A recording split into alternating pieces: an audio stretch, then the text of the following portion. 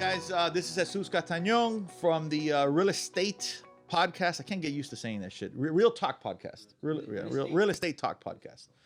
The logo made a lot of sense when I came up with it. Like, I was like, man, it looks good. So, yeah, I'll put the estate and I won't really write it. I'll write it in so I could, but saying it just sucks a little bit. But so, yeah, I'm Jesus Castañón or Catañón, I want to say it in Spanish. And you are, sir? Josh Cadillac. All right, great. So, look, today, the thing is, guys, if this seems a little bit weird right now, it's because we went through this already once and then we realized we weren't recording. So I'm going to have to say the same shit over again right now. But all right, long story short, we are going to give a class today on contracts, not just go line by line and read the contract for you. No, we're going to kind of summarize the paragraphs in it. We're going to give you most common mistakes, and why would you even listen to, a couple lads like us on contracts, right? Well, first and foremost, I have been doing this right here, this contract thing and negotiating. And not only that, but getting myself in the messes that my realtors create. Sure. Okay, so I call myself the complaint department. So when the shit hits the fan, hey, everybody's fighting, attorneys. Why do you keep on looking at the camera? You're making me nervous. Are we recording? Making sure we're recording. All right. So, anytime the world is falling apart, everybody's fighting, attorneys are, there's something forgotten on the contract, deposits are at risk and everything like that is usually when I step in. So what that does is, man, it creates like a fifth sense, per se that you just understand this and you understand the mechanics of it. There's been a lot of cases where, for example, I don't know, paragraph 6, is the one causing the problem, or maybe it's an addendum that's missing. Maybe it's, you forgot to put the washer and dryer. I don't know, things that we're going to go over today. Right. So, between Cadillac and myself, we have thousands of transactions, but the cool thing is that Cadillac's an actual instructor. So, he has the street cred because he's been out there and he's doing the deals and he's very successful in real estate, but he's actually not only a certified, I guess, national instructor for the National Association of Realtors, travels the country teaching classes, but he also has a real estate course approved. Tell us a little bit about that course there. Yeah. Well, actually, before I do that, why don't you tell us about the gentleman, because I thought that was really interesting. The gentleman whose class you went to that still to this day. That's right. Is on, and then I'll take that after. That's right. See, I mentioned in the previous 30 minutes that we didn't record. So yeah, it's one of these things that I have a horrible memory. I don't know if it's self-induced or it was a birth defect or anything, but I have a horrible memory. So I'm not one of those guys like, oh, I remember when, because I don't remember, right? So there's no remember whens. But when I first started in this business, I went to a seminar and it changed the way I did business. So much so that I actually remember the guy's name. The guy's Neil Littman, all right, still around. I actually had an attorney represent me in a real estate related situation there, and one of his partners was Neil Littman, and I was like, oh man, that guy's still around. Actually I forgot. I wanted to meet him and tell him. Take him to coffee, man. I should tell him. That would make a big deal in somebody. I really should, because it really did. I remembered the day. I remembered the way it changed everything. So I'm hoping that we're today doing what we're doing today. We're kind of like the Neil Littmans of the real estate contract for you guys. So we're gonna go over it, in two perspectives, really three perspectives. Again, you have the street cred, like I mentioned earlier. I'm looking at it like in the hardcore emergency situations, negotiating for realtors.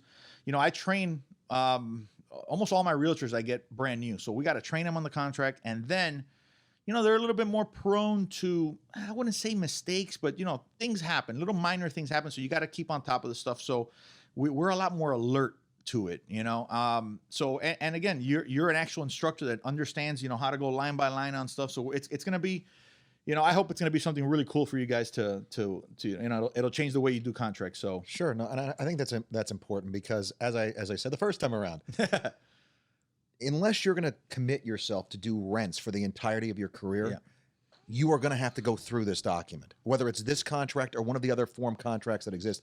You're going to have this contract be a big part of your business.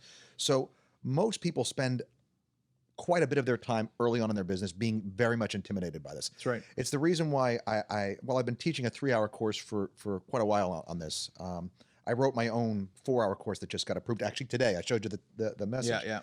that we not only look at it from the standpoint of like let's go line by line.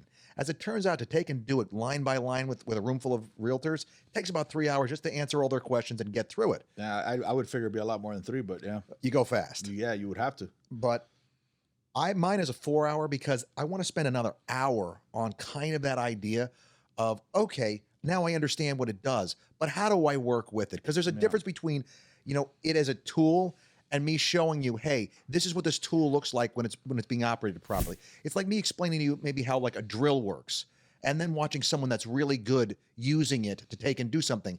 Now you go from having just an idea of what it does to having a good picture in your mind and seeing how it works. Yeah. And there is that difference between just knowing how it works and seeing it used well. Right. And so I think that a lot of times the difference between agents that are new and agents that have been in the business and been successful is that they know how to make this not just work, but how to make it work for them. Absolutely. From the way we did a podcast earlier, that's really, getting offers accepted. But in a large part of getting an offer accepted is to fill out the contract, right? I had one of my realtors just tell me, was it today or yesterday? She's like, man, I had like 5 offers. By the way, the market's still hot. COVID-19, COVID-20. I don't give a shit. It's busy right now. She's telling me she's competing with like 5 or 6 different offers. The way she presents, specifically, the realtor called her and said, listen, my seller's an attorney, saw your offer compared to everybody else's and the way you presented it. And you know what? We just had to go with yours. And there was better offers, but they felt, again, being an attorney, he just felt this person has their shit together so well. Everything is so buttoned up that I'm going to go with this guy. And by the way, that is exactly the way I recommend my sellers. When I have a seller and we have multiple offers, I am going and I am going to see how organized this contract is set up. Are they missing stuff? Are they missing dates? Are they missing sections on the contract? How is it submitted? Because that's the person I'm going to be married to for the next 60 days or 45 days or 30 days. So I want to know that person there is on the same page that I am. I don't want to have to be giving a class Absolutely to the person. I don't want to be teaching them, hey, fill this out. Now, will I do that sometimes? Will I do that when I have to? Will I do that when I really like the person? Absolutely. But man, if we could just be on the same page from the beginning. And one of those things that Neil Littman says, hey, always go as is. Sure. There's no reason why. And the way we do things here, everything's as is with the right to inspect, right? So of course. It's a more comprehensive, hey, I'm going to put in an offer. It's as is. You got a certain amount of days to inspect. Within those certain days, you want the property or you don't want the property. That's it. But hey, after you pass that, it's as is. And that's a real comprehensive way to go with it, I think what you said there is actually really good. We're talking about it being a marriage because it's really like an arranged marriage. I don't know if anybody's ever watched something from like the medieval times where like a king is trying to get married and he asks for them to like send a picture or something like that because he wants to mitigate his risk. Right. Because like when you get an offer in, you're going to be stuck with this person. And so whatever you can do to let them know, hey, look, this arranged marriage is probably going to work out. If you can write this, because I've gotten contracts sent to me and just looking at the contract, I'm like, the agent that sent this is a jerk.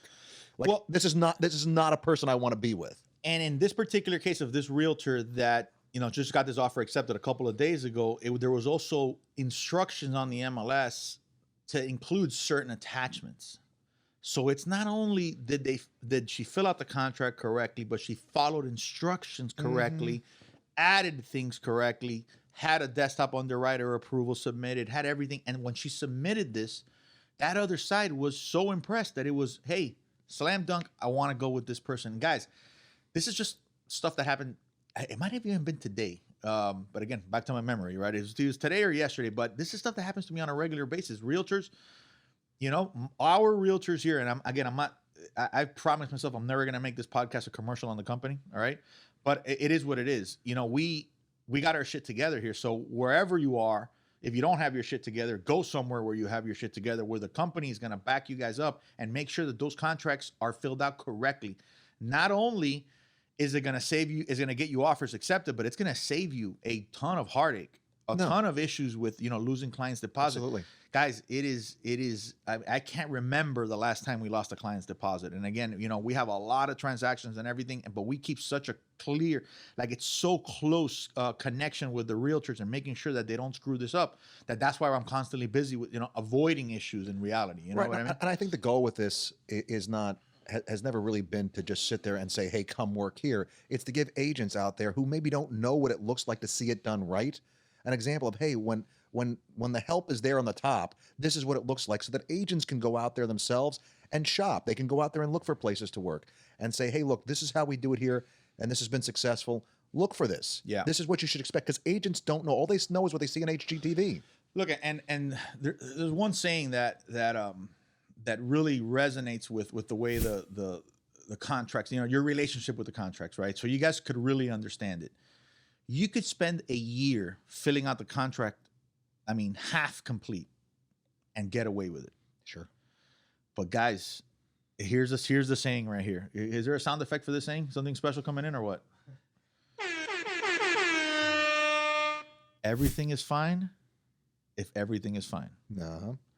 The second the shit hits the fan, the second the seller doesn't want to close or buyer doesn't want to close, and everybody starts staring at that contract, it goes back to another saying, the Warren Buffett saying, it's when the tide comes in, you find out who's swimming naked or something like that. When the tide goes out, When you the- find out it's... Yeah, when the tide goes out, you find out who's swimming naked, right? So when the tide goes out with the contracts, when all of a sudden, oh, one of the sides does not want to comply, everybody is going to be staring at your contract, okay? Now, do you want to be there naked or do you want to be there with a swimsuit, right? That's really what a contract is. Everything. So you could literally spend 5 years in this business filling out the contract like shit and no problem, Right. until that one day. It only takes once. Just once. And that's the thing, you know. Listen, I've been very honest with our listeners, let's say, you know, that I've run out of wrong ways to do this business. So it's not like I just showed up here and, oh my God, you know, I figured it out from day one. No, dude, I've made every mistake. I could go paragraph by paragraph and tell you each mistake I've made on each one of those paragraphs. So, you know, but it was many years ago. And then after that, you're going through all the mistakes that your realtors make and fixing it and the whole situation. And, you know, so it's the best way to do things from the beginning is by the way, there's no better feeling than, all right, everybody's at war and your contract is perfect. Oh, yeah. There's nothing they can get. Like, sorry, come get me. Absolutely. Come get me. Great feeling. How awesome do you look in front of your clients and in front of your realtors, in our case, that, you know, the shit's hitting the fan and all of a sudden everybody's trying to attack it, and our contract is perfect because they went through our classes and they went through our training and they went through our filtering process before they submit an offer. So believe me, guys, you got to know this. You know, if you're still stuck in quarantine, no better time to sit down there and read this contract. Make friends with it. Make friends with it. Become one. What's that? That Bruce Lee, you know, come like water or something like that. I don't know. I'm fucking up all the sayings today. Well, I will say that it's super important to get this and get it right. And I mean, that's really what this boils down to. I will say this in all honesty. There's that moment when the call comes in and somebody gives you a problem about your contract where your stomach sinks and you're like, oh my God, did I do it? And it's like 6 years ago, and you're going through the file, and you pull it out, and you see that everything is the way that it's supposed to be. Yes. No better feeling. No, the best feeling, honestly, is for me is when I take and I scan it back in and I send it to the other side and say, please note, page 11, subsection A, letter G, what you marked an initial. You might as well just taken a picture of a middle finger and scanned it to them. I mean, it really is. Or scanned your ass or something. I really feel like that's what's going on there, and it feels very cathartic. So yeah. I remember early in my career, I had a major issue with somebody and everything like that. I remember they sent me some threatening letter, and I called my attorney. I'm like, let me ask you a question, man. And this might sound a little bit weird, but what if I wiped my ass with this document and mailed it back? Like, what are we looking at here? DNA samples. Dude, yeah. Well, it was a federal. It was something federal and everything like that. I'm like, yeah, but what is okay? So federal. So then what? How much jail time? Right. What are we looking at here?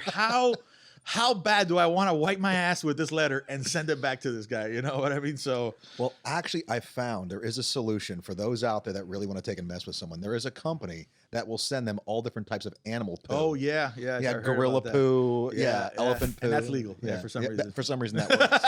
And supposedly it's completely discreet, but you know, use that information at your own risk. All right, so let's get to the fun part here, Cadillac. Let's do it. We're gonna actually try to make a contract class fun. Is that what we're trying to do here? Well, I think A lot that of sound effects are going to be needed for this. we'll try to share our pain and suffering in, Yeah. in places where we've screwed this up before, Absolutely. maybe.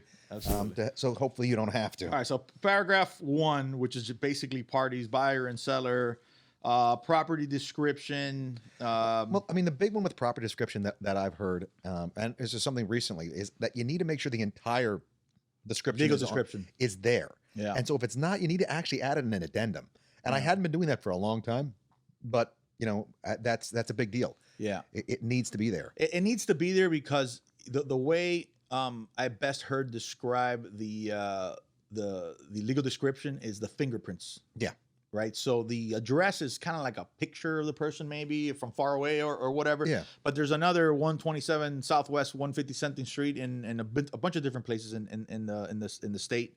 And yeah, you have zip codes and everything, but legal description is literally the fingerprints of the property. There's no way to, in any way mistake it with any other The one. DNA, Yeah, really. it's a DNA, right? Yeah. Even more. Yeah, you're right. Yeah. DNA. So, And so it's just taking it one more place. What you don't want is the person that's on the other side to be an attorney that's got nothing better to do and is deciding to try to take and pick apart this stuff. So if you want to just take and, the ultimate fig leaf, if it doesn't fit there, you just take and attach an addendum and say, in that area right there, see addendum, and you put that information there. yeah. So, by the way, for everybody who wants to sit, I mean, the right way to do it would be to sit at home and kind of go over it. This is the as-is residential contract for sale and purchase. Also known as the FAR bar as is. Also, yeah, known as a FAR bar. Is this the most recent version? Revised on 6/19. Do you remember when it was 5 pages? Yeah, I do remember when it was 5 pages. What are we on now? 1, 2, 12. 12. Yeah. Yeah, it says at the bottom there. Yeah. 1 of 12. There we go. Yeah. Look at that. 5 pages, and the first 3 pages were the only pages you had to fill out on the old one. And All you the could other stuff actually, was just initials. you could actually get, and I probably even shouldn't say this, you could get a seller to sign page 3, and then just take and put it the same page 3 in multiple offers for them because you had sellers That's that right. were out of the Right. country. You're not supposed to say that. Yeah, I know. We never did that. I know. Well, I had emails authorizing it. Yeah, I mean that was the wild. Look, it's Florida. It's South Florida, man. It's the Wild West. Yeah. That's well, what and there was times where there was times where you I don't think there was a way. I'm not admitting to me doing this, but I'm saying, hypothetically speaking, if I were to have done that, there was a time that you almost had to do it because there was 20 offers on a property. on everything. On everything, 20 Absolutely. offers. That was the Wild West, 2006.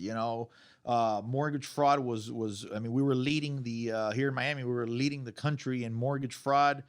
You got to be good at something. You would submit a contract for you new schoolers here. So you would submit a contract. You would get an offer accepted. You would send it to Countrywide back then, which Countrywide is, they closed it down with. They should have. Yeah. So you would submit if you would submit the contract today, if you would get the contract accepted today, you would send it to the mortgage company. You could close it tomorrow. Yeah. So appraisal was done. Huge air quotes there. Appraisal was done. And underwriting and everything was done in overnight, and you would close it the next day. And that was normal. 24, 48-hour closings, 100% financing, no documentation. So yeah, you had to get creative to get anything done because there was 1,000 offers on each property. So, but again, don't do that, and I never did it. So what else? Okay, so personal property. What's included and what's excluded? Correct? So yeah, if you notice in there, the big one is washers and dryers Yeah. aren't included. Yeah, I can't tell you guys. Let me tell you how I learned this lesson. Probably through about $20,000 worth of washers and dryers that I had to pay for the clients because I forgot to put one, and all of a sudden I show up to the walkthrough and it's not there. And all right, I'm 20 years old, about to get a contract, a closing. What am I going to do? Not pay for a $300 washer or dryer or $500 and miss out on a $6,000-$7,000 commission? So yeah, I paid for a lot of washers and dryers. So after a while, I learned to make sure that everything is included or excluded. Yeah, pain is a great educator. It is. Even financial pain. It definitely reminds you of stuff. Actually, my story of pain and suffering, near pain and suffering. Although, well, you know how I feel about my customers. I don't advertise. All of my business comes from past customers. So Yeah. I lose a customer, I take it very personally. Yeah. And this is actually one of the only customers I've ever lost. Was a little section there on E, and it's personal property. And the particular property was a house that was a major over improvement in the area. So this house is like $1 million house somewhere else, but it's like $400,000 is what the guy is asking in the area. And this is circa 2000, 2009. There's nothing. There's no offers coming in anywhere. 2010, the world was still ending. Yeah, I mean, we were still, the inventory was still expanding, and there was no Short sales absorption everywhere. It was crazy. I think there was 33,000 single family homes available in yeah. Dade counties. Yeah. Brutal. So I got this guy in a house on the market, and I was on the market for like 325, 340,000, something like that. And we get an offer in, and it must have been 340 because we got the offer in for like 335. And everything looks good with it. I'm looking at it on my phone. I sent it to the seller, and I said, hey, take a look at this. You know, I'll come by, we'll do the paperwork, and we'll get it moving. I was really excited. So I get over there, and the seller says, so you looked at the offer, everything looks okay? I said, yeah, no, I mean, I looked at it on my phone, and, you know, I had the paperwork, but I was rushing to get there. So he said, yeah, I'm not including my bedroom set. I said, what? Not when this guy says his bedroom set, he had like a $30,000 bedroom set. There's like fake Fabergé eggs. Right. Huge problem. When I looked in section E, the agent had actually typed in a font that looked almost identical to the paragraph that the bedroom set would be included. I couldn't believe, I mean, it was like really dirty pool. And after that, man, before I ever send a contract to anyone, I check every little bit of it, because that is the worst feeling in the world, to have your customer catch something that you as the real estate professional in the room flat out miss. So that one still makes me cringe at night. That font, the font will get you. I remember I had a huge war with another real estate company one time. It was in one of the cities here, and I'm not gonna get too detailed, but it was him and I became really good friends after, like really good friends. We loved each other after, but man, there was a point where we were at war. We were in the same community, and we each had a ton of listings. I had like 100 and something listings. It was huge. It was a big community. It was like almost like a city. I had almost 200 listings. He had around the same. But he was in there kind of beforehand, so he shut down the association from allowing me to put signage. So you know, later on, I found out all the dirty games that he was playing, and then again, you know, so there was a time where he wouldn't let me put a sign. So what I did was I got the same phone number, right? So I got my phone number in the same exact font that he had his phone number. Mm-hmm. So I went in at night, had one of my guys go in there and stick my phone number on top of his phone number for the sign that says homes for sale and the whole situation. Love it. Right. And dude, it was weeks. Weeks. Why am I not getting any phone calls? Dude, let me call his number, and then it was us.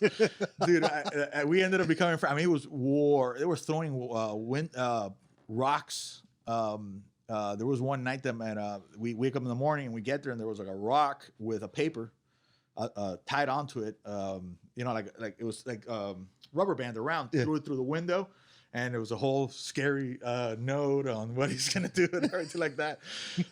It was bad, man. You know, one day he calls me, and I'm like, "Where are you? And where are you?" And then I meet him. I get in the car, and you know, we were supposed to start fighting there. I look at him, he looks at me. We both start fucking laughing. We go have a drink, and we're like best friends. We ended up working together. It was great. So. There's actually a more rated R story to that, but yeah, I can't do it in the podcast. South Florida real estate, yeah, right there. This is actually Central Florida real estate. Okay, yeah. there you go. So, all right. So, yeah, just include everything as far as seller and buyer on this paragraph 1. Just make sure you have, go on the public record and make sure the seller is the seller. You know, a lot of times when you have the husband and wife, maybe the husband is the only one that's untitled, but you should add the seller, the wife also. Absolutely.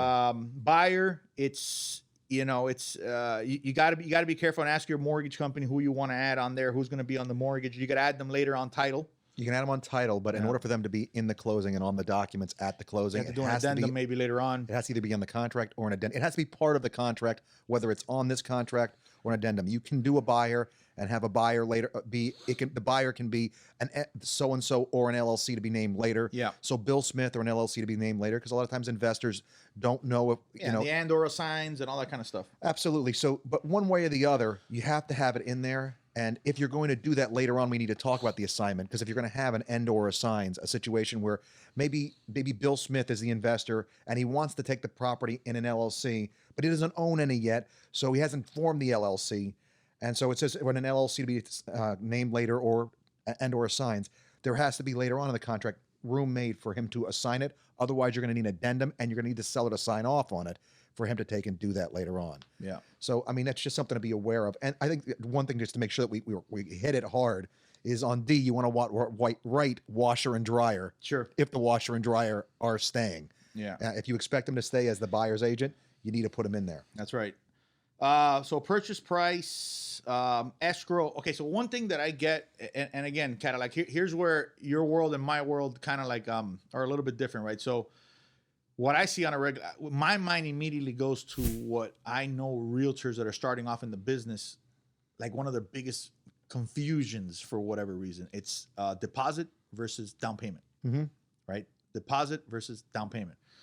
So you guys got to understand that a deposit is earnest money deposit. It's there to hold the contract. It's there to secure the contract, saying, all right, if anything happens, that's the security for the contract. There's if you know, that's basically what they go after if you breach the contract or anything. The down payment is what you use to give the bank, right? So let's say you're going on a just easy numbers, $100,000 property, and it's a 90% LTV, which is a 10% down payment. So down payment is what you're going to give the bank. Bank, I'm going to give you $10,000. You're going to give me a $90,000 loan. Okay? Right. So that's the down payment. Now, where it gets really confusing to these new realtors is when you get the deposit and then you transfer it over, and then it becomes the down payment. Yep. Right. That's where or part of the down payment. Or part of the, that's where their head blows up. You know? So that's like smoke coming out of their ears. Well, wait a second. What's the difference? You know, so that's the stuff that I see on a regular basis. And I need everybody to understand that for all you new realtors. And again, it's a very common thing. It's the deposit is there to hold the property. So, hey, seller, I'm going to put a $10,000 deposit on this property for you to accept my offer for the next 45 days. Right. So this means that if I screw up in any kind of way, right, that's your remedy. Because at the end of the day, that's what lawsuits are for. It's damages, right? What damages? So it's to cover really your damages. So if I'm a seller and I can't sell for 45 days and or 60 days, and I've turned down other offers and I still have to pay mortgage, I still have to pay electricity, I still have to pay all of these things. You've slowed my life down for 2 months, right? And I've had to pay $5,000 and then maybe I paid the mover and whatever the case. That's where I go after your deposit. Right. And then that's how I pay my damages if I'm the seller. Okay. Down payment has something to do with the bank. Okay. Something to do with the bank. So the bank is saying, all right, well, yeah, I'll give you the loan on this house. You got to give me 10% of it and I'll give you the other 90%. Right. And 100%, it really is your deposit is what you're saying to the seller for the seller to take you seriously and say, hey, look, if I screw up, this is what I'm putting at risk because you're taking on a risk going forward with me. Here's the risk here's my mirroring risk. You're taking a risk on me saying you're going to accept this contract and take it off the market. I have a mirroring risk because I am putting this much money down saying I will perform or I risk this money. And so as far as deposit goes, deposit is just simply the reciprocal of the LTV. If it's 80% LTV, okay, well, where's the other 20% coming from? That's your deposit. Right. LTV, again, for your new guys, loan to value. Okay, so loan to value, if you're putting 20% down, your LTV is 80%. Okay, so which means on a $100,000 house, a bank is going to lend you $80,000. $80,000 on an 80% LTV. Correct. The other one I think that's kind of a big one I like to talk about is that the financing expresses a dollar amount or a percentage. I always recommend to express it as a percentage. Yeah, listen, I can't agree more. And that's one of the things that, back to, this is basically the Neil Littman podcast. I'm going to have to send it to him. This is one of the things that I know that changed when I went to a seminar. Everything from then on, I didn't use dates anymore. I used days. So I never put closing date on, May 15th, for example. I'll put on or before 30 days, on or before 20 days. By the way, I figured out what's different with the lighting. The shades are open. Yeah. So I would never put, that's how my brain works. I'd never put a date. I put days. And there's a real good explanation why. So let's say I'm putting in an offer today. Today's what? The 5th? 6th, right? Today is the 6th. 7th? 7th. The 7th. All right. So, and I'm going to put a date so it's May 7th. I'm going to put a date of June 7th. But let's say, so I'm going to put in an offer. I'm going to put June 7th. But let's say I spend 2 weeks back and forth, offer, counter offer, counter offer. We're fighting over a washer, and 2 weeks pass by. Now all of a sudden I got to change everything again. But if everything is based on percentages, Yep. okay, and the price went up, price went down, but everything's based on percentages, we're fine. It's a percentage of the price. Correct. And if it's days, so the way to make the contract, and again, guys, this is like this is stuff that's going to change the way you do business, right? If you just put days and you put percentages, the contract becomes flexible. Flexibility, absolutely. It almost expands and what's the opposite of expanding? Contracts. Contracts, expands and contracts with the negotiation. Right. You know, so It moves tip, with it, huge tip. It moves with it. Huge tip. If you guys are using dates, stop. Yeah, well, I mean, the simple answer is this. You know, we put an offer in for $200,000, and we say that financing is going to be $160,000, which is again 80% loan to value. Well, the thing is, if I put $160,000 and the seller counter is at $205, Oh, that's it. I'm wrong. that $160,000 is no longer 80% LTV, and I've already committed to it. Yeah. I've committed my buyer to it in the agreement. If I have 80% LTV, that automatically, when that price changes, and we agree to the 205, my contract is committing me to get 80% of 205,000. Yeah. Which is exactly where I want it to be. Because if I could wind up getting a loan for 160,000, but I couldn't get a loan for whatever 80% of 205,000 is, my customer is still committed to close, even if they don't have the money to make that up, and that's a problem. Yeah, yeah, absolutely. So again, huge tip. From now on, you want to make your life a million times easier and do less work and allow the contract to be flexible. Go with percentages on everything and go with days on everything. Don't pick dates. Dates are too specific, and things are going to change on you. Okay? Despite the fact that a lot of times the software wants to force you to put a date in there, it makes more sense to use days. Absolutely. Yeah.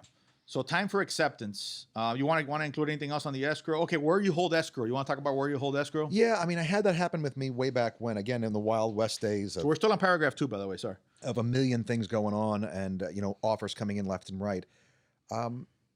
You want to make sure that that date reflects who's actually holding the escrow money. That's not the title company. Right. It could be the title company. The title company could be the one holding escrow, but maybe not. So I had a deal one time, and again, getting a million offers at the time, and the buyer ghosted on us. So I went to look and find out where the deposit was, and the section of the contract was blank. I go through my emails. I have no emails from them, and I can't get the other agent to answer my phone. So now I'm calling the broker, and I haven't heard from that guy, and I'm sorry, the broker. I couldn't even get the broker to get on the phone. What do you do? Very common. What do you do? And so you need to make sure that that information is there and it reflects not who the title company is going to be. It reflects who is the person holding the money. Even when somebody's having a bet in a movie, right? They got Joe. Hey, Joe's going to hold the money. This is where you put Joe's info, where he lives. Yeah. Right. Yeah. It's got to go on. Yeah, absolutely. So yeah, that'll save a whole lot of issues. All right, so let's go paragraph 3. Offer and acceptance. So the time that they have to reply. So you're going to submit an offer. So this paragraph 3 again. What we're trying to do is we can't go line by line and we can't cover every single thing. We'll be here for 4 hours, right? So we're trying to summarize the little things little tips that will help you on each one of these paragraphs. We are going to give a full 4-hour Zoom class. That's what we're planning on doing in the next couple of weeks. Where we're going to go just real nitty gritty. We'll probably add Richard. Actually, I was texting a second ago. I'm trying to get Richard on to see he speak on a couple of these paragraphs, but Richard, our attorney. So, but yeah, we're trying to give tips on this time for acceptance. If you guys have somebody that likes 3 different properties, right? So what you're not allowed to do is you're not allowed to put 3 different offers on 3 different properties, because the idea is that if you get them accepted, okay, then what? Then what are you going to do?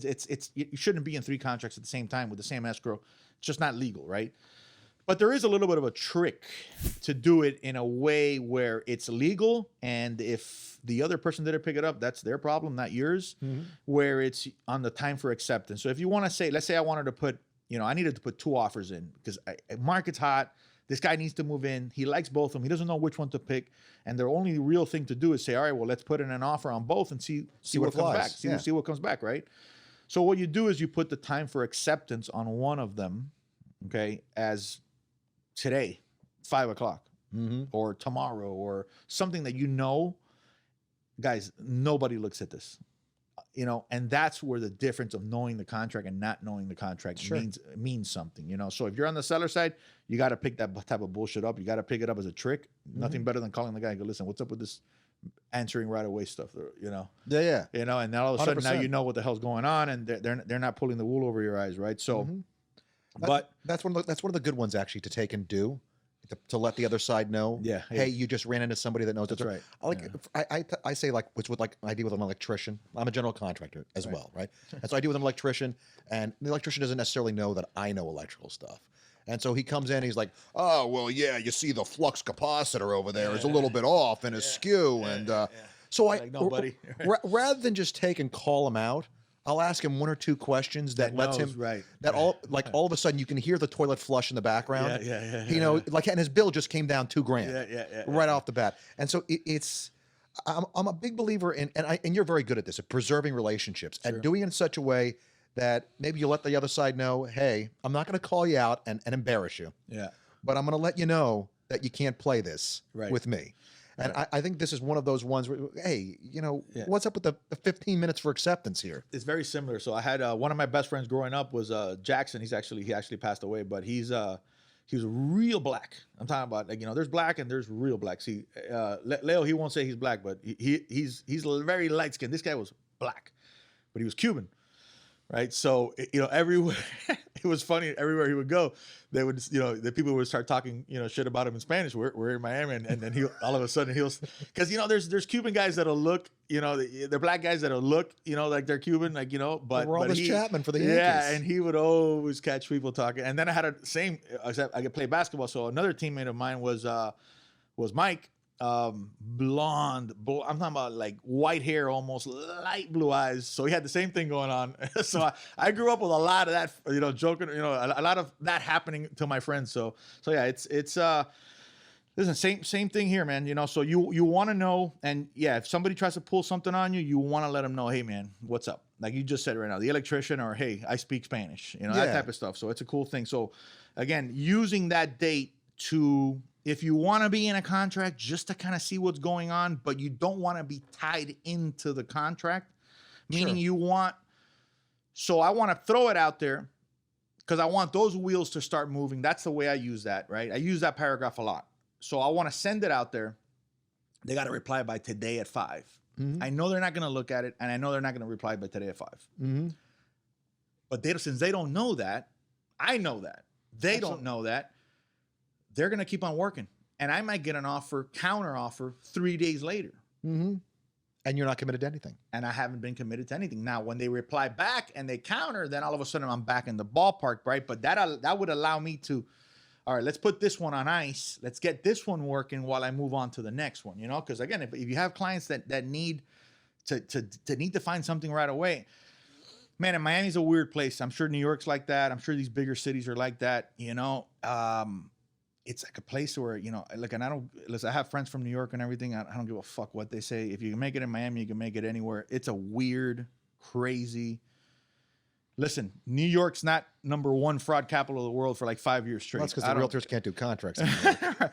Listen, this is a weird place. So you got to take off the gloves sometimes. If you want to be out here, you want to swim with the sharks. You can't, you know, you got to have them gloves on. So those are the little things, you know, what's the issue here? Realtors don't answer. You know, you send them an offer, you can't even get them on the fucking phone. So what do I do? So I'm like, all right, well, let me just get this thing going. But, you know, this person doesn't even answer the phone. Absolutely. So that's how you start using, and you start using the law and the rules and the contract to your benefit. And that's how knowing the contract so well just makes you money, because now all of a sudden you're able to do that.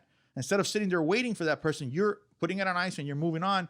Maybe they accept another one. By the time they call you back, say, brother, I couldn't even get you on the phone, man. I already got around with another offer. Yeah. You know, instead of you having to chase that person. So those are the little things, you know? Well, I mean, the other cool thing is, and I don't know if you know this, but you probably do, but automatically all the times in this are close of business 5 p.m. So you don't even have to put in there. You used to have to put it. You don't have to. You don't have to. Yeah. Right. So all you have to do, and so even if they call you on it, oh man, I'm sorry, you know, I just was going through there quickly, and it just defaulted to today's date or something like that. So you know, gives you a fig leaf to take and see, you know, like you're not being really that difficult. The previous version had a time, so there's a lot of things that changed on the. I can't even keep track of it anymore. You know, I always tell people, look, I have, you know, Janelle, who's been with me for 15 years. She's been doing my contracts for about 15 years. So what I got to do every once in a while is doing what we're doing right now is go up, look, like right now. You know, you should say 5 o'clock. Doesn't say it anymore. You got to go up to date. You got to now. I negotiate them every single day. I'm in a mess with them every single day. So you learn, and that's what I mean. You don't have to learn. You don't have to know every single thing there. You know, you should go back and refresh yourself, but you got to know what it means, and you got to know what it does more than anything else. Absolutely, not what it says. Because that right there is one of the things that I like to talk about a lot when I teach this, is the idea of not being obvious with things. You know, sometimes there's ways to take and do things where you want to be very precise, and there's times when you want to leave information out because not having the information there actually helps you some. You just reminded me of a good one. Go ahead. And it's kind of that's what we're here, right? Yeah, absolutely. It's on the financing part, right? When you said, you know, you don't, you just said, what was it you just said right now? You don't want to be obvious, right? Sometimes you don't want to be obvious. What I see a lot of, a big mistake that I see people make all the time is writing contracts contingent on appraisal. Yeah. Oh my God. Guys, if what you're trying to do, if somebody's asking $500,000 for the property, all right, but you know it's worth because you've done all the comparables in the world that it's not worth that, it's worth $450,000, okay? And you write contract is contingent on appraisal, you're letting them know that you're playing the game, that you're going to put in an offer to see if the appraisal comes down so you could retrade them on the price. You're showing them your cards.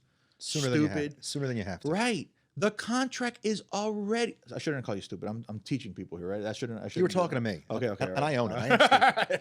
I'm good. So, all right. So, you know, it's the contract's always contingent on appraisal because the contract is contingent on financing. Let me rephrase that. If your contract is already contingent on financing, it's already contingent on appraisal. Sure. So because appraisal is part of the financing. If so it you don't doesn't have to appraise- put that. If it doesn't appraise, then you don't qualify If for it the doesn't loan. appraise at the LTV that you have in your section 2, you get out. That's it. And you get your deposit back, and no harm, no foul. Putting that the contract is contingent upon appraisal doesn't mean that the seller has to go down to the appraised amount. It doesn't mean that, which means that you're doing nothing except restating stuff in the contract, and you're waving a red flag. Hey, I already know it's not going to appraise. So if somebody has 5 offers, okay, and you're the only one that says not contingent on appraisal. Offers contingent on appraisal. Offers contingent on appraisal. You're the only one that says offers contingent on appraisal. You think they're going to accept yours? If you're already telling them it's not going to appraise, everybody else is the same way. Everybody else is contingent on appraisal. Everybody, because it's contingent on financing. So you're just saying, hey, I'm already going to tell you right now that the property is not going to appraise. They're not going to pick you. They're going to pick somebody else. It's already going to be contingent on appraisal. The appraisal is going to come in lower. They're going to renegotiate, and they're going to get it sold at some point, right, at the correct price. So you just gave yourself away. You excluded yourself from from actually being able to get this contract accepted.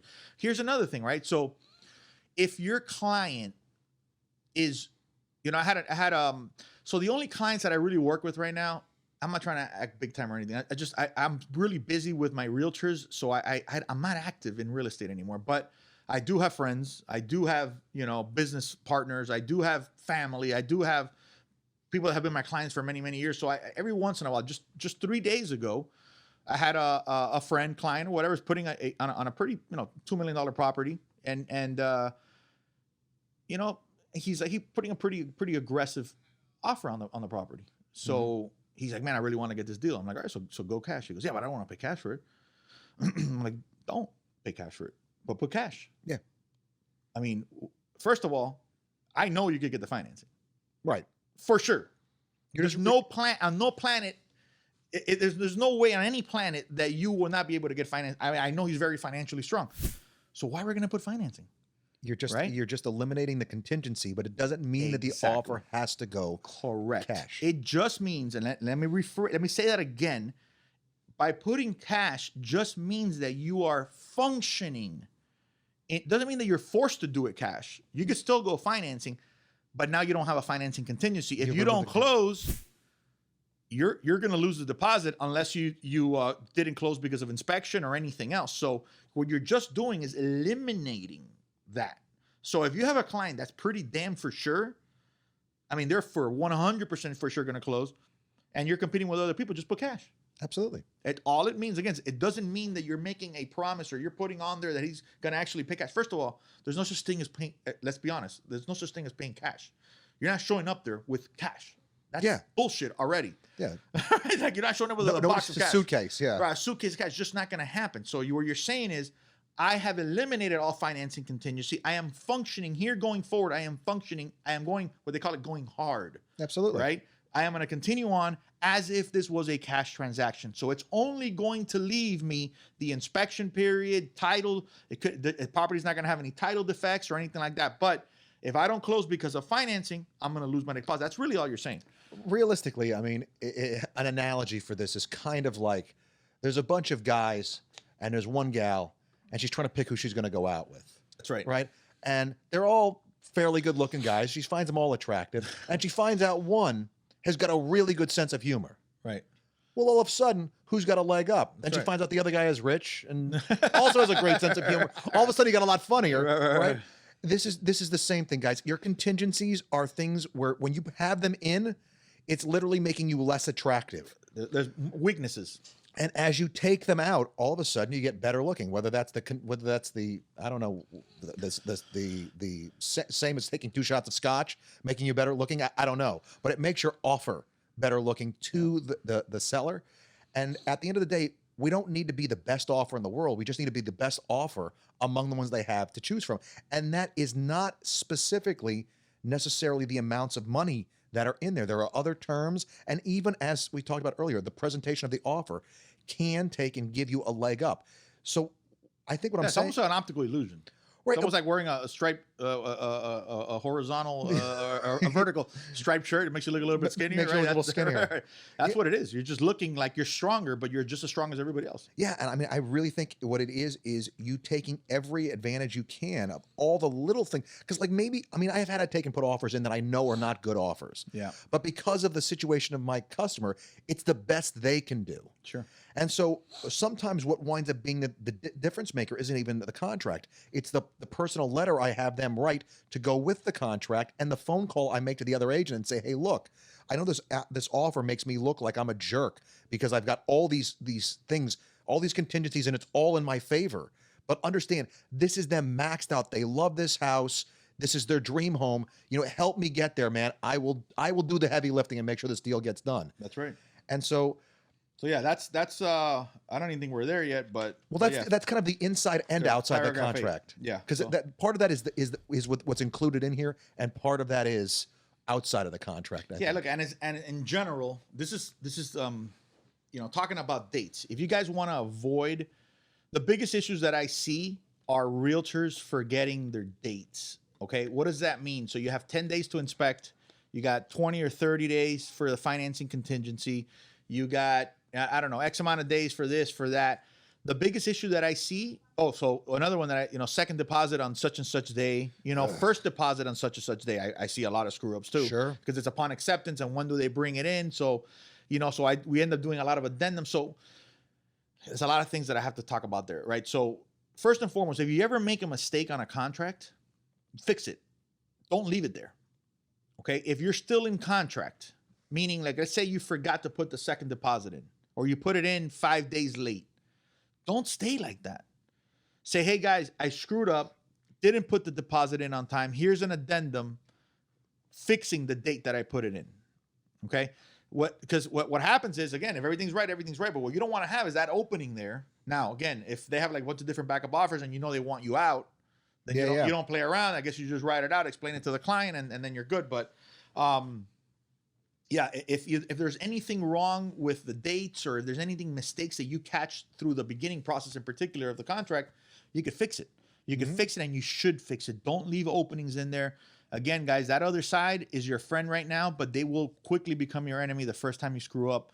And then they're going to they're going to go through this with a fine-tooth comb, and then they're going to get you. So as far as dates are concerned, if you want to avoid 80% probably of the mistakes and the reasons why people lose their client's deposit, it's because of the dates.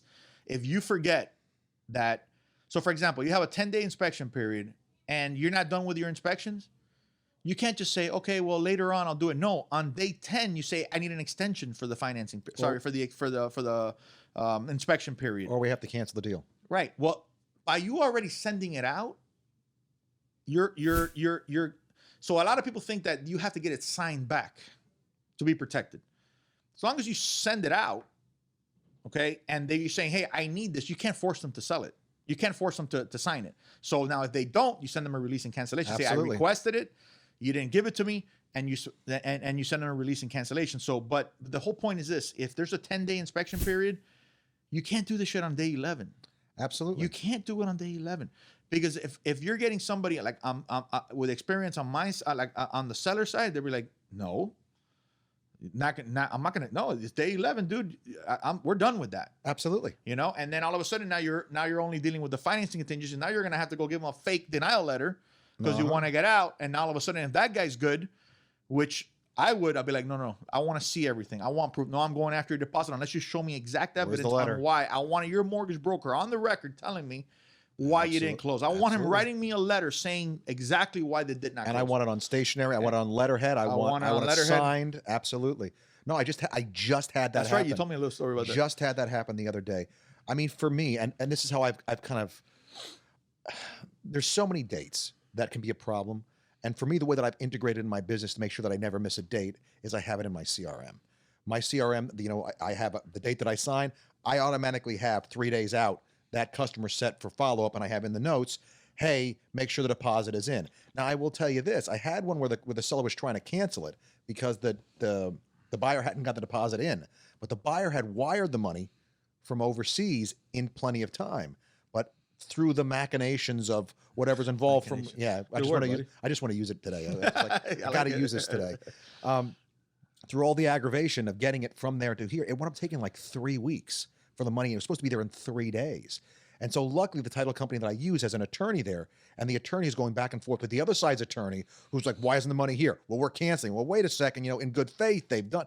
Yeah. And so, you know, there can be this sort of thing, but you need to have proof. I had documented proof that he had sent it on time and all of this stuff. So I think that 100% is a place where your CRM has a perfect memory because I don't. Yeah. And I think this is actually a good place to put in a quick shout out to Pilar, because she actually asked us. That's right. A question about Pilar's Instagram, or did she write us through Instagram? Oh, you have it there? It's Pilar. All right. I don't have the rest of the name there. Yeah. And she'd asked what CRM we use and what we recommend. Yeah. Well, you use one page CRM. One page CRM. Real simple one. We use a super complex one too, which is Conversion.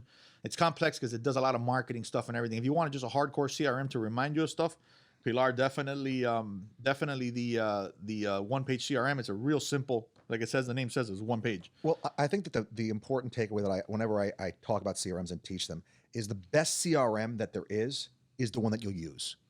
Whatever one, and so if you'll use the complicated one and you'll do all the stuff that it does, use it 100%.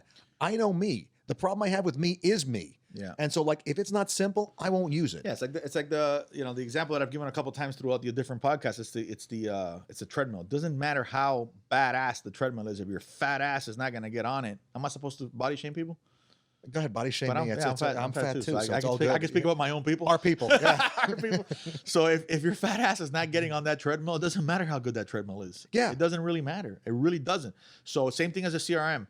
How good's a CRM? Only as good as you make it. Only as good as you make it. Now, there is different functions. So we use the Conversion CRM, which does a lot of the marketing stuff, and it sends out drip campaigns, and it's an actual website, and it's it has a matrix in it, so the clients can send properties. It has an app that you can send properties through and everything. But his the one page CRM, the one that Cadillac uses, is just remind me of stuff every single day, so I don't forget anything. So never forget. And by the way, the iPhone, if you guys have a Samsung, I'm sorry, it probably doesn't have this, but the iPhone has, you could just speak into it and say, hey, Siri, remind me tomorrow at 9 a.m. to call such and such person.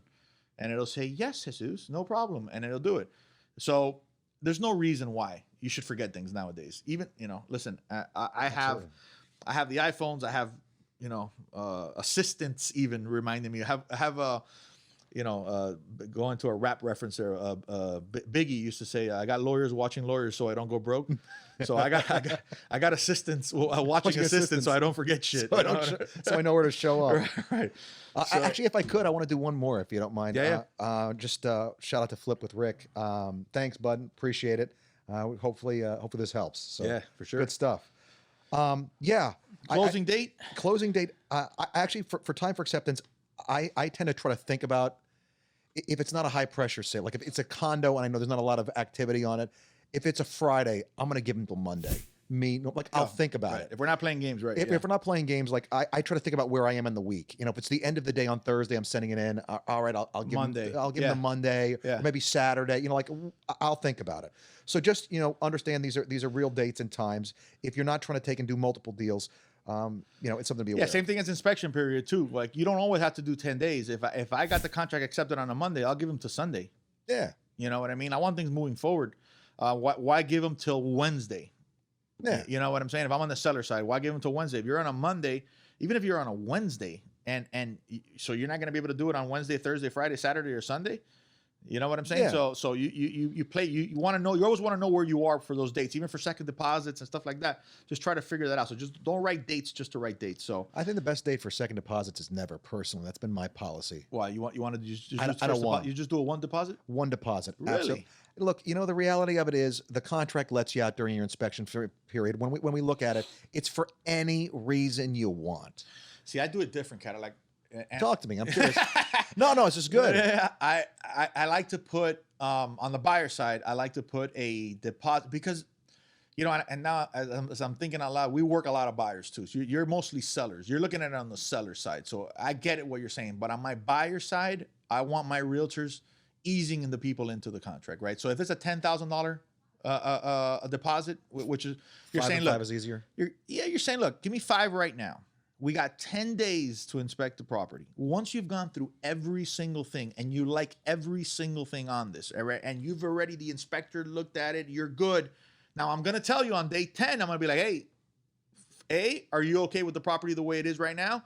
You're okay with the condition? Because moving forward, A, you're done with the inspection period, and B, you're going to have to get that second deposit now. So I usually put the first deposit upon acceptance, okay, and the second deposit 1 day after the inspection period. Gotcha. So it eases the person in. No, it Makes them feel a lot safer. It makes sense. I mean, if you're especially if you're dealing with like first time buyers. That's all I was just gonna say. Our specialty is first time home buyers, and man, you know what? They're scared. As much as I train my realtors to walk them through the process and understand everything, people are still scared to put $10,000. And I don't listen. And I'm gonna tell you another thing. I don't fucking blame them. What I'm seeing a lot of right now is sellers just being dicks and just saying, I don't care if I'm right or wrong. I'm going to go after a deposit because they understand the process that they're going to spend a year in escrow dispute, even though they give them the cancellation letter, even like that. So yeah, man, even to protect them, you want to have as little out there as possible protecting your buyer to have because of these unscrupulous. Did I say that? Unscrupulous. Unscrupulous. Yeah. There we go. Unscrupulous. Lacking in scruples. Exactly. Absolutely. No, and that's a good. I mean, it's a good psychological assessment of your buyers. And I mean, again, mad respect because you do get a lot of new agents closing a lot of first time buyers. Yeah, I'll have a brand new agent closing a first deal with a brand new buyer that's buying their first house. So. We have systems in place to make sure that everybody's safe, that everybody feels good, that everybody's, we got assistants watching assistants, and to make sure that clients don't lose deposits, man. It's just. But that's a testament to training there. It is a testament to training. It's a testament to systems. If we train an agent and then we just say, okay, agent, you're trained, all right, man. Hey, take it easy. Hey, let me know. Hey, let me know when you close. Send me the check, all right. No, man, we gotta walk them through the whole process. Their first 5, 6, 10. Again, I'm not making a commercial I'm just saying if look, and by the way, the hopes of this podcast is that people from other states are listening to me, so you can't even come here anyway. But the idea is wherever you are, you got to make sure that first, second, third, fourth, fifth contract until you feel 100% safe. Somebody has to look at it. Shit, I got agents that have been with me for 5 years, and it'll still send it and be like, hey, what do you think about that? Hey, I'm gonna put this offer and still run things by us because. And let me tell you why, because if you've been in this business for 5 years, you didn't go through 2008, you didn't go through 2001, you have only seen maybe this version of the contract, you haven't seen the other stuff, your Rolodex of mistakes is 1/1000th of what mine could be. It's like if you've been a stockbroker for the last 10 years, you've never seen a downfall, right? Yeah, you've never seen a down market. So it's not only that, but if you're a realtor, you're only seeing your stuff. So here at the office, we're seeing everybody's stuff for years and years and years. It's the volume and it's so yeah, we want our realtors to go through our filter at the beginning as many times as possible until they feel safe. And wherever company you're at, hopefully it's not one of those shit 100% companies that don't really care, and good luck. And I see a lot of brand new agents go to these 100% companies. That's killer. It's insane. It's madness. I don't even know how the association allows that, because you can't offer people training for 100%, and you're throwing them onto the street. It's genuinely a bad fucking other commercial. It's just a bad business decision. I meant it actually from the standpoint when I said it was testament to training, because the kind of customer that needs the most reassurance is the first time buyer. Yeah. And the fact that you're able to train your agents well enough, first time transactions for those agents, to go make those first time buyers feel good enough to trust this agent to do this for, is a testament to the type of training that you do. And it's things like what you're talking about right now with the second deposit. That would never have occurred to me in a million years, probably because the reason why I don't have second deposits is completely selfish. It's one more date that I could potentially miss and screw up my own transaction. Well, and you work mostly on the seller side, so you're seeing it as that, like, hey, dude, I don't want to play games, man. Just give me the whole deposit right now. You know what I'm saying? So, and realistically, I said the same thing to my buyer. I want my offer to be as strong as possible. Yeah. Let's come in hard with everything right now. No games, no, you know. Yeah. And so again, it's one of those things, you know, trying to look as good to the gal in the bar. All right, so closing date. All I really care about closing day, guys, is just put it in days, not dates. Don't put an actual date. You don't want to do that. You don't want to be stuck to an actual date. This contract needs to be flexible. It needs to be, what is it? What's the expand and contract with whatever changes you're going to make. So 30 days from effective date. That's the on or before 30 days. Yeah. Okay. On or before is a good thing to write.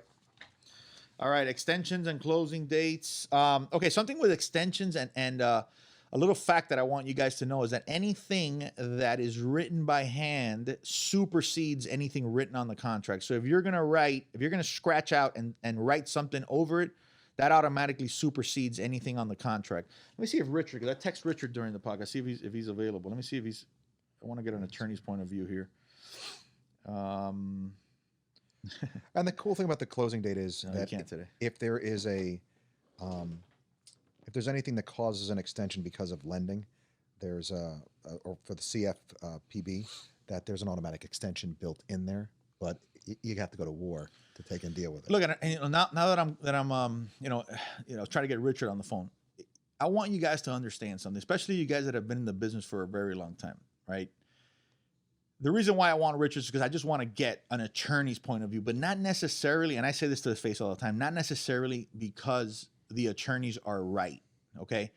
My job for the last 20 years has basically been, again, cleaning up over my realtor's mess, right? And a lot of times arguing with these attorneys and going back and forth with these attorneys. And one thing that I know, one thing that I've learned, that just because you're an attorney doesn't mean you know shit. It just doesn't. There's, and again, I'll go to war with any one of these attorneys.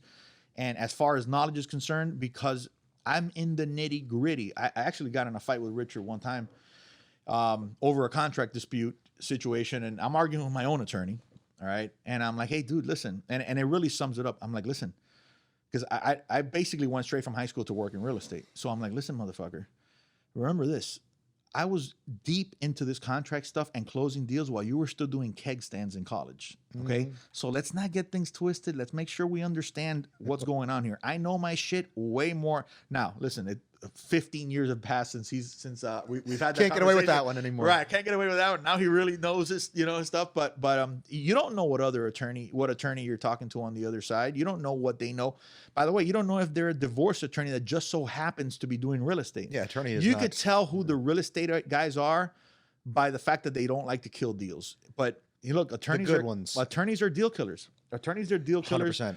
And they're a big problem in this business. Not the ones that are real estate guys. You could tell the ones that are real estate guys because they're here to make a deal happen. How do we make this deal happen? The ones that are the deal killers are the ones that just have to scratch out the contract just because, right? You could send them a perfect FAR bar agreement that, by the way, FAR bar, if everybody, this is a little factoid, let's do a little sound effect there for FAR bar. I love that.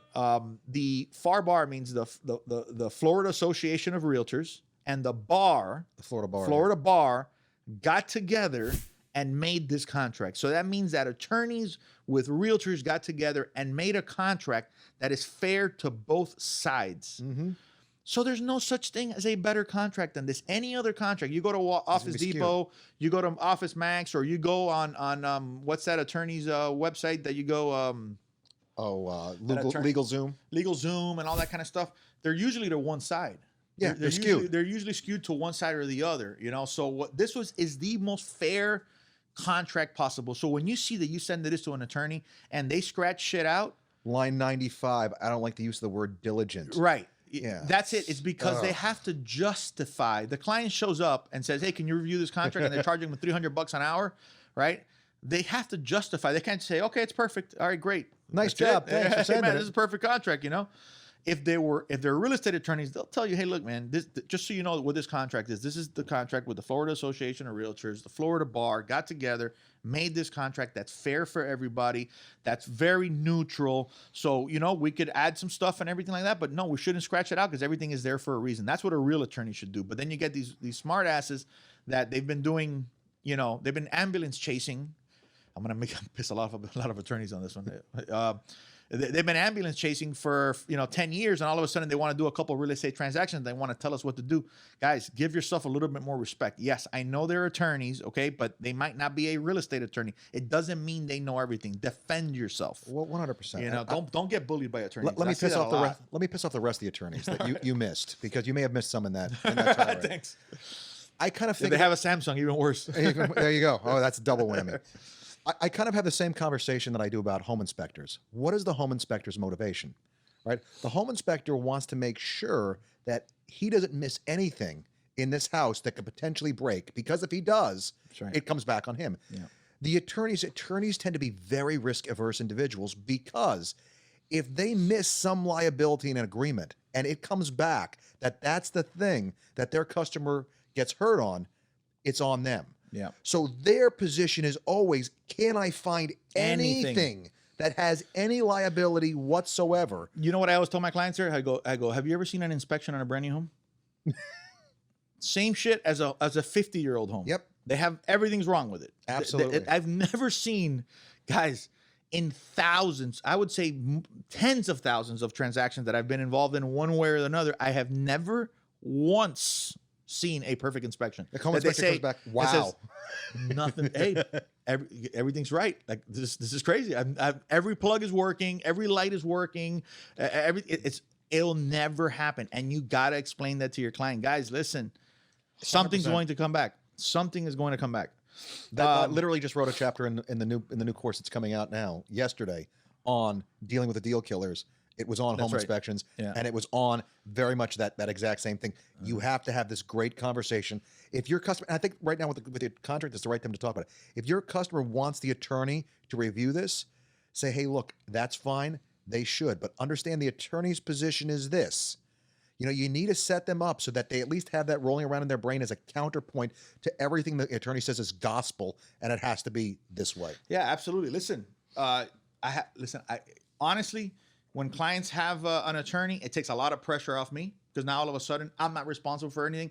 They're responsible for it, right? The attorney's always looking at everything, okay? But let's just be honest here. They're going to find something on this. Sure. It's their job to find something. They It's gotta impossible. justify they have their to fee. justify it.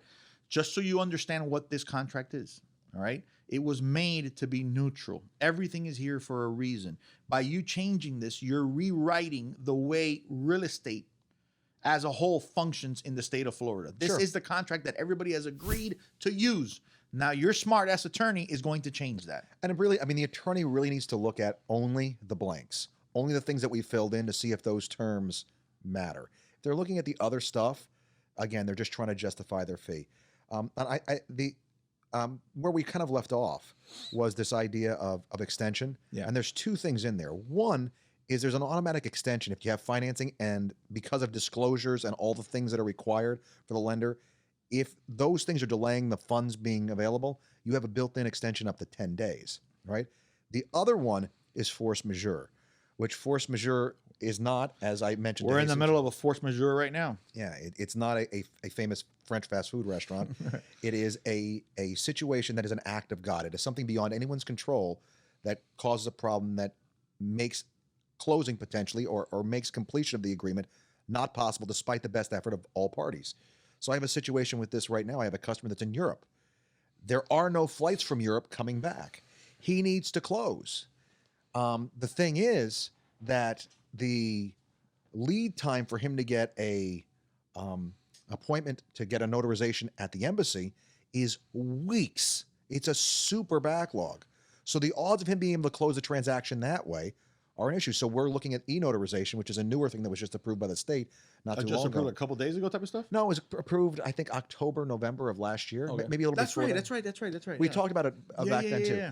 And so I was wondering if it was like an emergency COVID thing, but I remember, it was something that they made it. They changed because again, we're living in a digital world. Why wouldn't it be? and my title company is sorting it out. But I mean, the way they're going to do it is like that they have to show he has to go on Zoom and like show his driver's license, then send a copy.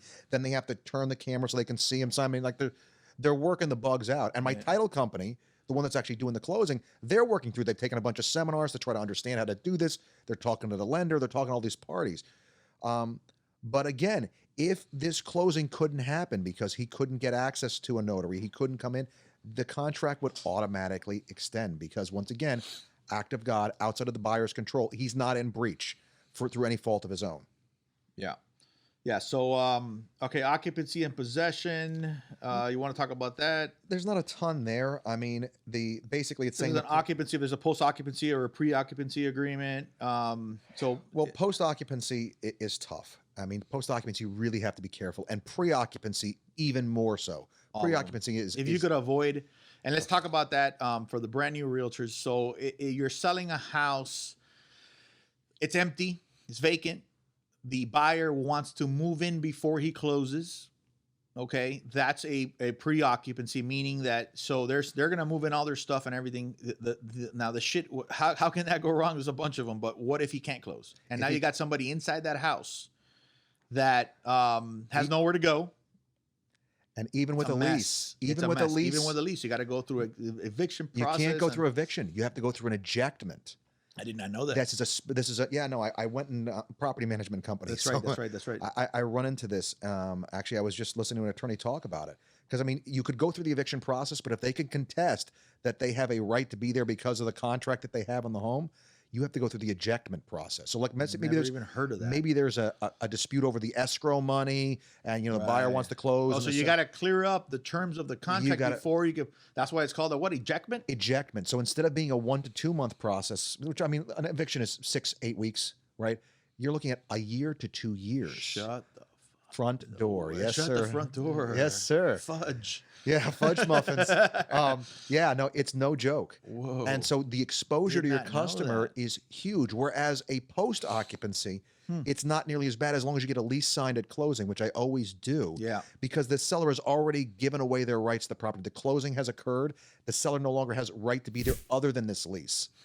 So you're saying, go back to this ejectment that I just learned about now. So it makes sense because now you're not throwing, now you're getting that person out of there. It has nothing to do with the actual lease. It has to do with the terms of the sale and purchase contract. And you got to make 100% sure that the breach wasn't really the seller that has forced them into that situation. And that's why he's in there. So, whoa. Yes, as my dog says, rough. Woof. Yeah. Rough. Yeah, rough. Wow. Big time. So it's one to be aware of. Interesting. Also, see, guys, always learn something, man. Absolutely. And never stop, man. I learned some stuff that, like, I had never heard that on second deposits. I had never heard that as a reason to do it. And it's a good reason. I like it. Yeah. All right. Assignability. All right. So let's talk about the assignability. Let's talk about, there is a breed of human that is called an investor. Those folks. Yeah. You will know who the real investor is just because of the amount, the lack of bullshit. Okay. But then you'll have the person that read or went through a seminar in zero down, buy with no money down. In Wisconsin, right? And it's buy with zero down, buy the property with no money, and then flip it and all that shit. Offer 60% of market value. Yeah, and play all of those games, none of which work. All right. So when I see that, Okay. And I see one of my realtors calls me and goes, hey, what's up with this? I'm like, put me on the phone with the guy. I go, dude, what's going on? What's up with this? So tell me the truth. Did you read a book and they told you to do this shit? What's going on? And I just cut right through it because I see it a lot. When I see Andorra signs, I don't know where the hell they're teaching this, but that's what happens. They're trying to put the property under contract. They're trying to get a buyer. They're trying to get it under contract for 200. Trying to flip the contract.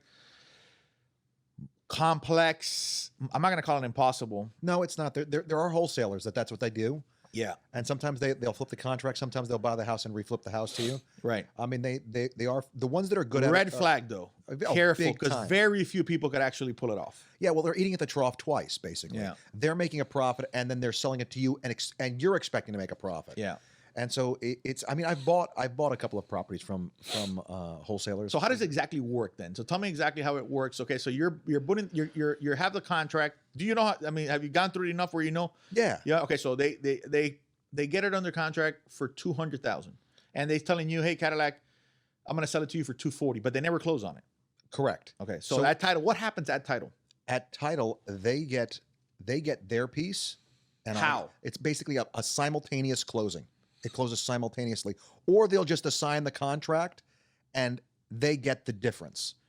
So they'll be on the HUD and they'll get paid. Is the way that I've seen it done. They'll be on the HUD, but like, what mechanics are used for because them to get? Because their contract is for 200, they're assigning it to me at 240. Right. So you would have just literally. So then the 200 would disappear, and you would have to basically just wire them 40. Here's the deal. They pay. I pay them the 240. They pay them the 200, and deal done. I mean, usually the numbers are a little closer to like they buy it for 200. No, right. And 212. Yeah, 212. Right. Yeah. They're making a little bit, but in order to do that, they're putting 100 offers in to get one property. And by the way, all you got to do is get your fucking real estate license, and they would make exactly the same thing with a lot less of a hassle. Sure. That's the thing. So when I see that, listen, wholesalers, I really don't have a problem with you guys. God bless you. Continue to do what you're doing. Hustle the good hustle. Big time. But get your real estate license, and you could just put a commission on there and do the same exact thing with no problem whatsoever, without having to do this whole simultaneous thing and having this whole convoluted title company. You got to have a title company that's willing to play ball with that too, because that opens up a lot of stuff, guys. That opens up title and who's who and who has ownership and who sold it and where did you buy it. It kind of messes up the chain of title, kind of, maybe. No, I mean, if the title company knows what they're doing, it won't. And realistically, you know, it's very doable, because again, it's the chain of title. It went from this guy to this guy to this guy. And I mean, realistically, what the guy is doing is he's actually selling his position in the contract. But the bank that's lending you the money, unless you're buying cash, Cadillac, right? So if the bank is lending you the money, it's going to have to see money going 40, whatever, or $12,000 going to a third party. I mean, everything has to be disclosed on the HUD to be legal. I have no idea how it would work with financing, because I've always bought with cash or maybe hard money, and hard money doesn't care what I do. Doesn't care what you do, yeah. Yeah, they have 50% LTV. Go ahead, default. I'll take the property. Yeah. We should actually, when we have, are we going to have something on flipping? Yeah, we have. We should have a wholesaler and we should have a flipper in here. Absolutely. It'd be a good have Terrence on. He'd be great at that. But I think that the thing that's important to go over here is there's 3 options. And 2 of the options, if you're on the seller side, right, there's one option to me that is unacceptable, which is that the buyer can assign the contract and therefore be removed of all liability to perform. I don't care what they're doing. That's never a viable option in my universe. I have a contract with them. If they assign it to somebody, I don't care who you assign it to. You're responsible for it. Now you're both on the hook. Yeah. And so that I'm actually happy. You assign it to this guy. Yeah. He doesn't work. I got somebody else. I got you too. Yeah. So somebody's going to take and close on this stupid deal. 100%. The third option, and this is the one that I normally mark in my offers, is may not assign. Again, it's just one more thing to be, to not be the person that forgot to wear deodorant at the bar. Yeah. You know what I mean? It's one. I always forget deodorant on one arm, which is weird. I've never forget it on both. Well, you have a good side and a bad side then. Nah, it's weird, man. Like I've never been like, oh, I forgot deodorant on both arms. It's always like one arm. It's the weirdest thing. Yeah, that is. Yeah. I can't say that I can. Right. I don't know how it happens. Yeah. All right, there you Happens go. a lot too. Good stuff. Hopefully it's that side. Today. Yeah. All right. So financing. The big one for me is really in section B. Or paragraph 8. Sorry, paragraph 8. Financing. Yeah. So the big one for me is that agents don't write in here a rate, and the reason why it matters to me that they write in a rate is because what the language says after that. or whatever the prevailing rate is based on the creditworthiness of the buyer. Which means, let's say the rates that my customer is expecting me to talk to mortgage broker about is 3.5, right? And all of a sudden the lender looks at my buyer and they determine, you know what, you can't get a loan at 3.5, but we do have a product at 9 that you can get. My buyer has to close at 9 if I don't have a rate in there, a rate cap. Now, so like, it's not a big deal. It's not going to happen all that often. But literally what you're saying is, let's say the Federal Reserve raised rates 5 points. My buyer's still got to close based upon that interest rate. Yeah, but technically their payment would go up almost double and their debt to income ratios would go out of whack and then they don't qualify. It's possible. Yeah, but Sure. this adds another level of protection. It's a level of protection for them, and it really doesn't cost you anything because you know what? As a listing agent, I don't care. Like, unless the rate you put in there is like 3.12%, Yeah. and it's just 3.12% today, and we're expecting it to go back up again, then I might say, hey, look, Yeah. put 3.5 in there or something. Yeah. You know, leave a little bit of cushion so we can actually. I don't want you to have that out. Yeah. But I mean, for me, if I'm putting an offer in right now, I'm putting in there 4.5. Yeah. Something like that. I mean, it's still, if my buyer winds up stuck at 4.5, it's not the end of the world. But at the end of the day, I put a cap on their liability there. It's a Yeah. little Now, thing. another thing you got to put if it's conventional, if it's FHA, if it's you don't want them changing from one thing to another. You know, it's you know, and a lot of things what I see is you know, cash only on these listings. They want cash only. And a lot of times that's really because of ignorance. They don't realize that you really can close FHA on it if you do things right and if Sure. you prepare things, and maybe you could even make some repairs to the property before you close, which is not illegal. It's not smart in some cases, but it's doable as long as, you know, you maybe sometimes it's missing a kitchen, or you could put, you know, so Or do a 203K, and then you don't have to have or any you of do those. it, but those are a little bit complicated. 2 or 3K, by the way, it's like a rehab FHA kind of. There's two of them. There's the streamlined 203K and the 203K, the 203K that requires, you know, a general contractor to have multiple estimates. And I'm actually there's another one. Let me see. Not an easy loan to get accomplished though. No, the one that I'm doing actually is a conventional, like a 203K. It's I can't think of the name. I'll have to maybe next time when we do the podcast, I'll have to come back and give them what it is. It's like a home source or something like that.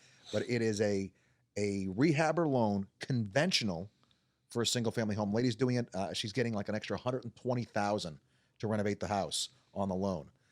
It's pretty cool product because even when I told the other agent, they're like, there's no such thing as anything but the 203K for renovations. And I was like, no, this product exists and it's a good one. So another option for folks that want to buy a house that maybe needs a little bit of love. I'm actually a fan of that. Because you know what? You can fix the house up the way that you want it. I showed you the picture of my shower the other day. Yeah. I would never do a shower like that for anybody else, but that's what I like. And so, like, if I was doing a model home or something, it wouldn't look like that. That's right. But because it's me, I spent $1,000 on tile for my little shower because, you know, I want it to look just like I want it to look. And so when you're renovating a house for You're a yourself, single man. The shower's important, buddy. it's a very important room in my house.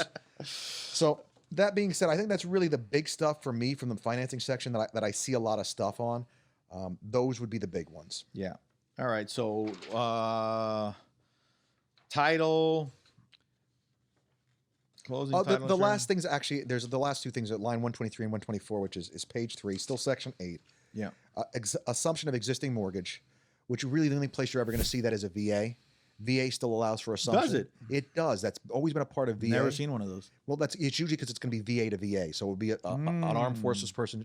And we're not really a big armed forces town. We're not. That's here. why we don't see it as much. Yeah. But I go like Pensacola or someplace like that. Yeah. you One do. of our lenders, Jay, we call him VA Jay because he's actually an expert in it. But shit, I wonder if he knows that. Yeah, I'm sure. I've never I'm seen sure it. it does. I've never even seen an assumption on residential. I've never seen an assumption. Well, that's on because when you got in the business, if you'd seen it, if you were been in like in the early 80s, assumption was the game. was everything because the rates were like at 20. The rates were so high. So I mean, if you Well, had at 20, literally, right? yeah, 21 at one point. So if you were at 12, well, wait a second. The house is I'm going to buy it for 200. I can take this mortgage they have at 80,000 at 12, and then just get a second mortgage for the difference. Yeah, so for you complainers out there, the serial complainers that just love to complain about everything, right? Oh my God, this business is so difficult, and what am I going to do? It's so hard, and what am I going to do? And everything's a fucking obstacle. Imagine functioning in real estate with the rates. We're at a 3 right now. Imagine the rates at 21. Imagine you're in this business with a 21% rate, okay? Stop fucking complaining, please. Absolutely. You know? And so the other one is purchase money. And that's something that's a little bit slightly more common. It's more common. And especially if rates start to go back up again, that's something else that you will see. Yeah.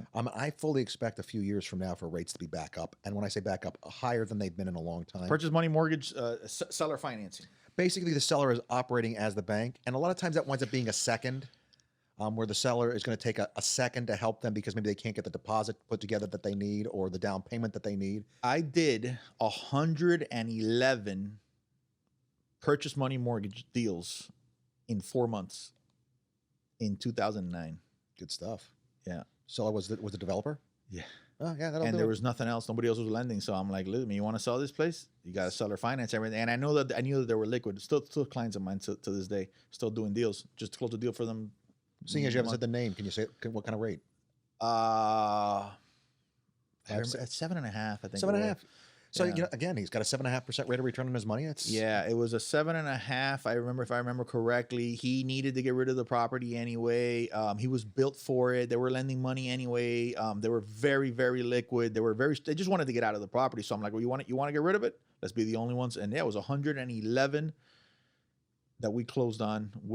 We sold it in 60 days, but it took us about 120 days total to from marketing to closing. So beautiful. yeah. No, again, be the person that's doing something different than everybody else. To me, again, in the market right now, there's people that are scared and stuff.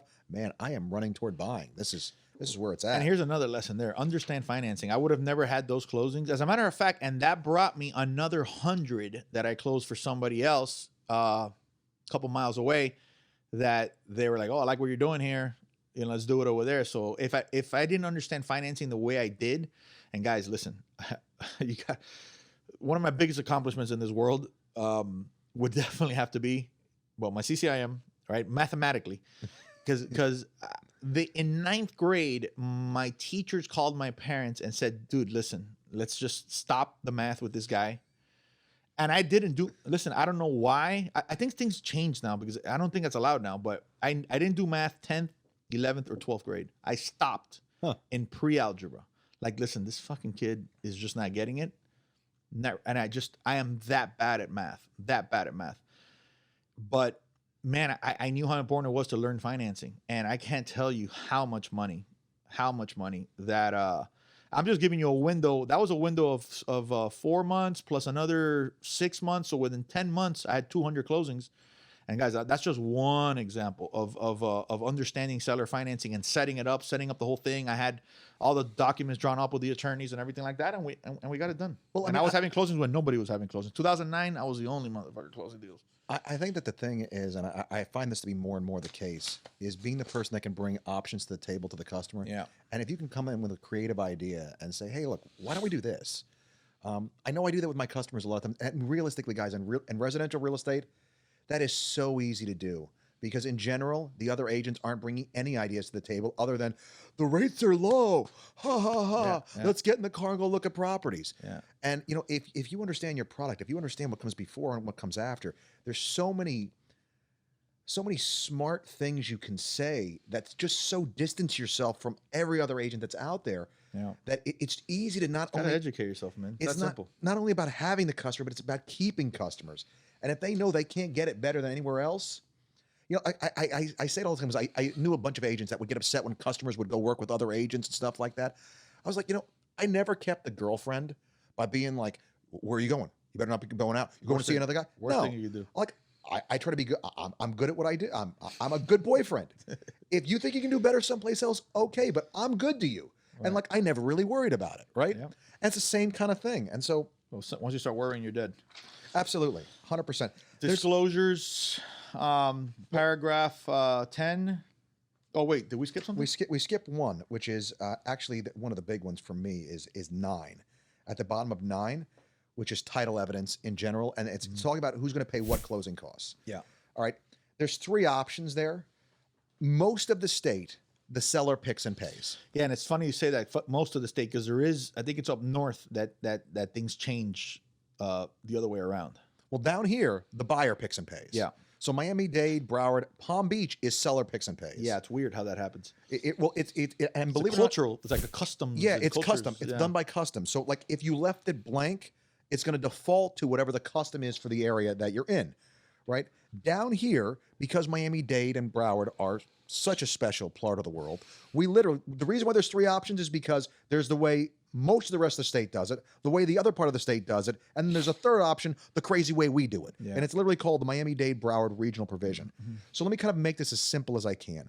Seller picks and pays is pretty straightforward. The seller picks the title company and they pay for the title insurance. Buyer picks and pays, the exact opposite, pretty straightforward. The buyer picks the title company, the buyer pays.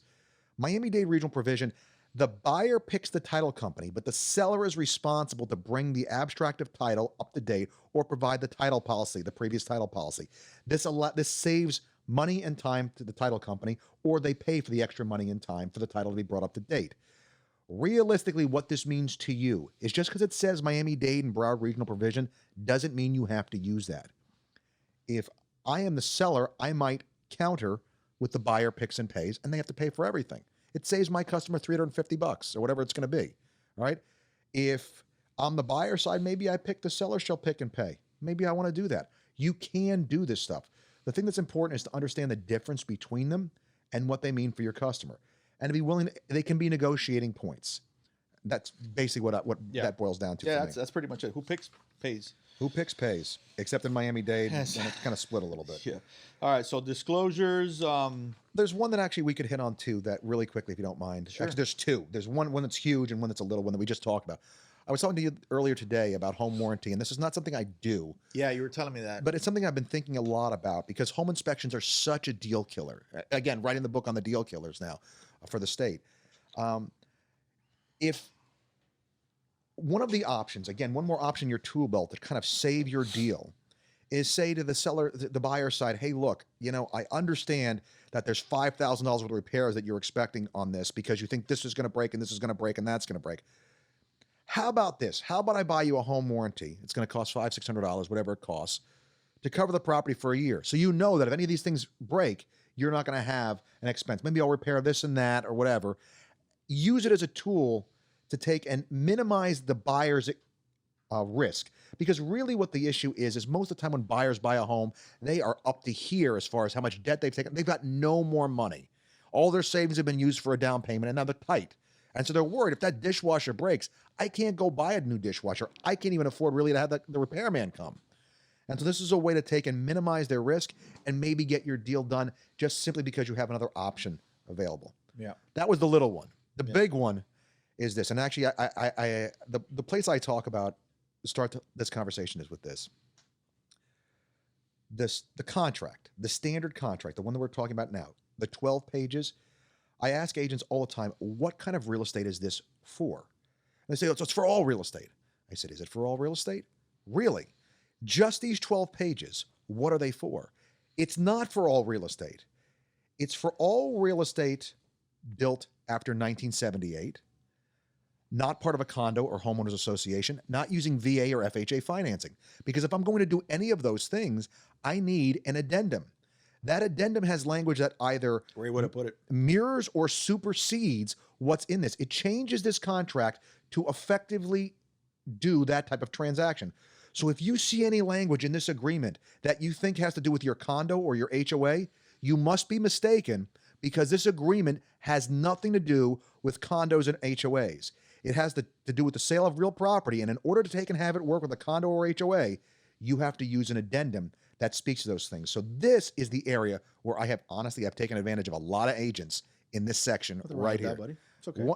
Don't feel bad. Unless I'll put it out this way. If the agent tells me they're a new agent, I would never do this dirty trick to them. Yeah. But if they're putting themselves forward as a real estate expert, Top producer, 100%. I put in the special assessment section that the buyer will pay all assessments after closing. And then in the condo addendum, I make the seller responsible for all special assessments. And here's the reason why. This section specifically excludes condos and HOAs. It literally says it's for public bodies. So like if the city came in and was doing a new drainage system and they're going to assess your property, that's what this is for. If you put this in here thinking that this has to do, and I'm telling you, when I talk to the title company, they're like, this is the number one thing. Agents think this is for the special assessment in the condo. If you mark this, it has nothing to do with the special assessment in the condo at all. Your buyer will be responsible for it after closing. You will be sad, and they will never work with you again. So 100%, no matter what you mark here, no matter what, it has nothing to do with a special assessment for the condo. So that's my big one. Love it. Great one. Phenomenal one. All right. Property maintenance, that's easy. They got to make sure they got to keep the property the same way from the day of contract until the day of closing. And I have had issues with that where something crazy happens to the house and then they have a walkthrough inspection and then this is not here. Right. Or, you know, not really this is not here, more like, you know, the condition of the property, they moved out and the grass is you know, is high and Well, they busted up the walls, moving stuff busted out. up the walls. There's raccoons living in the house now, you know, that type of stuff. So, And so usually what you'll do there is have a cure period. What I like to do always when it's something like this is because I always want to be moving toward closing. I'd rather make the seller still responsible to fix whatever it is and escrow money at closing. I want to take and get the closing done because that's such a hurdle, especially when financing is involved. So I'll say, hey, look, you know, it's $1,000 thing to fix. Let's put $2,500 in escrow. The seller gets it back as soon as it's fixed. I had one the other day where we had a roof permit with the city of, I'm not going to say what city. I'm a general contractor. I can't piss off cities. It's bad business. I'm going to guess it's Hialeah. No, but no, you're close, but no. And so Close to Little Havana, I guess. So we've been trying to get this roof permit. They had it's a city with a reoccupancy inspection. That one of the things that came up was an open roof permit. So we were working diligently to get this closed. We couldn't get it closed by the closing date.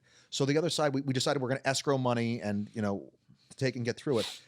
And the other side sent me paperwork, and in it, it said if we couldn't get the permit closed within 14 days or something like that. I said, there's no way I'm signing that. I'm dependent upon the city. You know, so I said, we got to use diligent effort. It's what I'm taking us 45 days to get the stupid permit. That was all done. Everything was done perfectly. We had pictures of everything. The roof had to get put on because they missed 4 inspections in a row, and there was a hurricane coming. So we had to close the roof up. Right. And so it was really the city's fault, right? But being aware, again. Miami Springs. Keep guessing. You're close. The first word is right. I'm thinking more lush. Oh, yeah, right. More lush.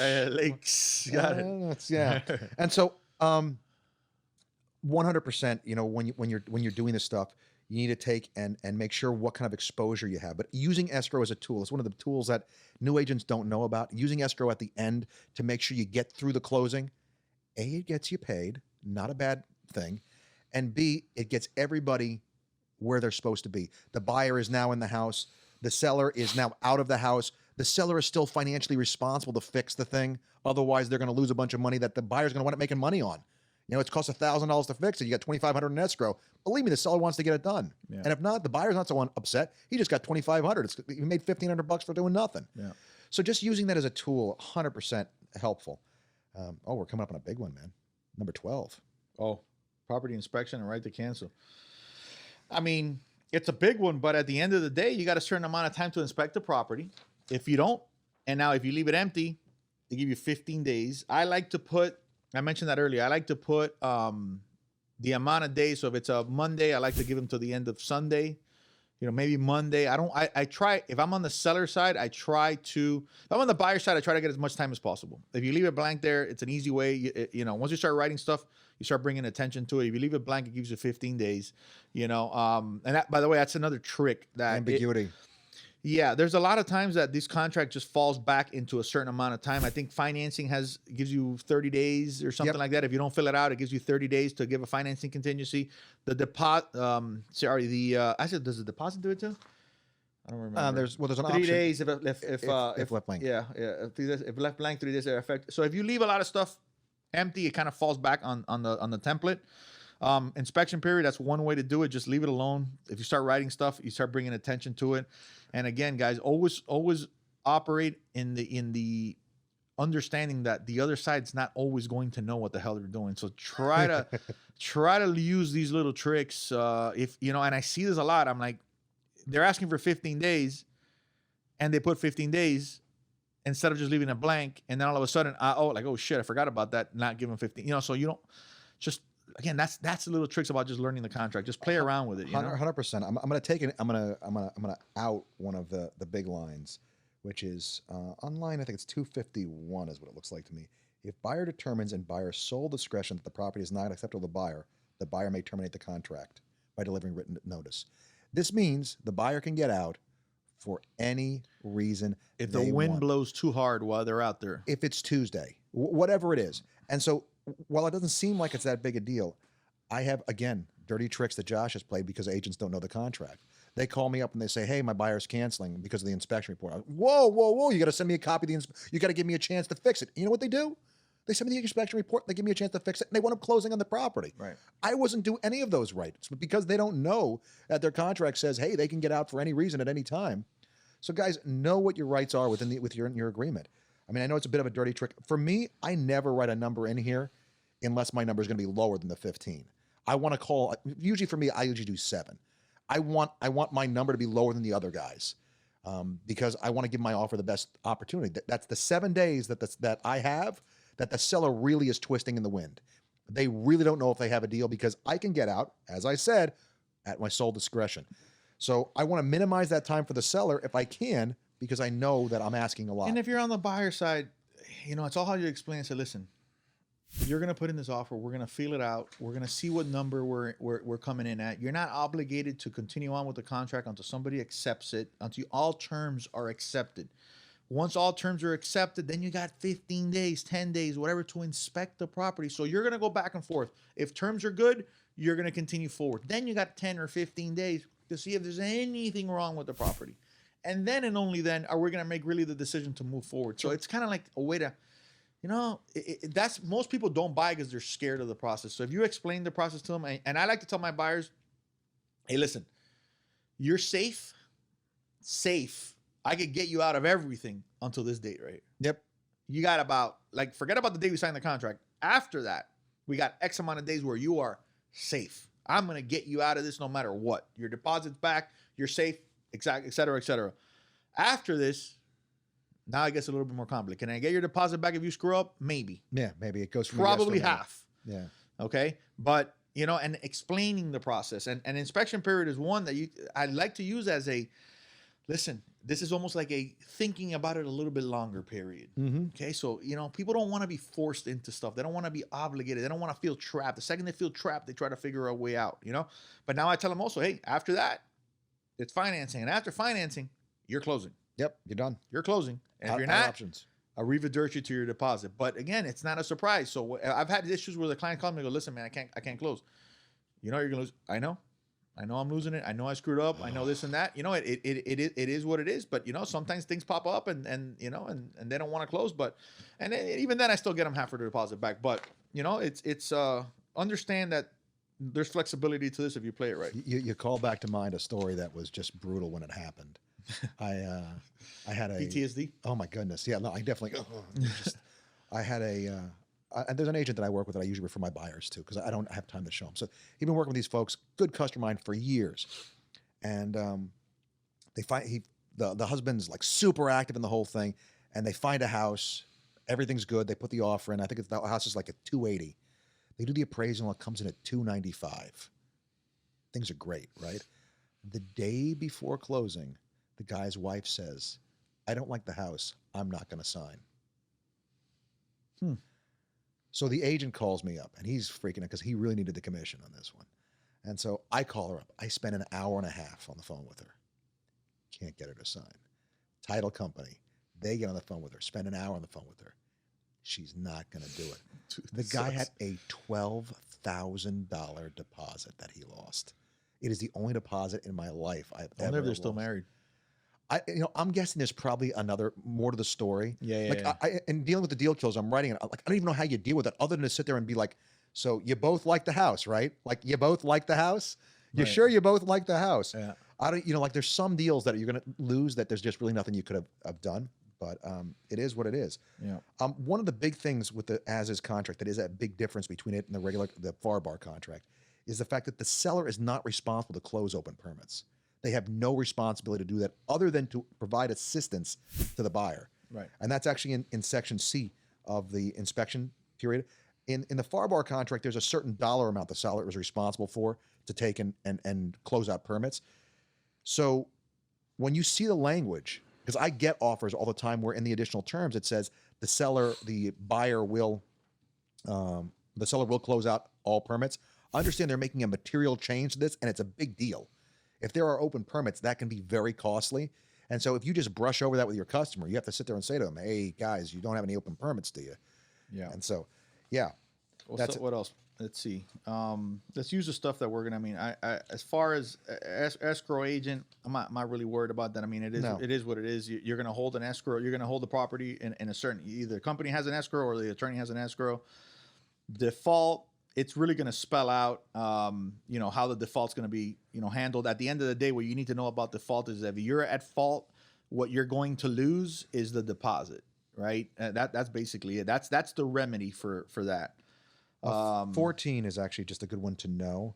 Basically, it removes liability from an agent as long as the agent is telling the truth and reasonably believes what they're saying. So you want to know what the heck you're talking about, and if you don't know, refer it to a professional. Yeah, and I tell my agents all the time, they come in scared because they get threatened by some agent or anything. I'm like, did you do anything wrong on purpose? Did you were you malicious?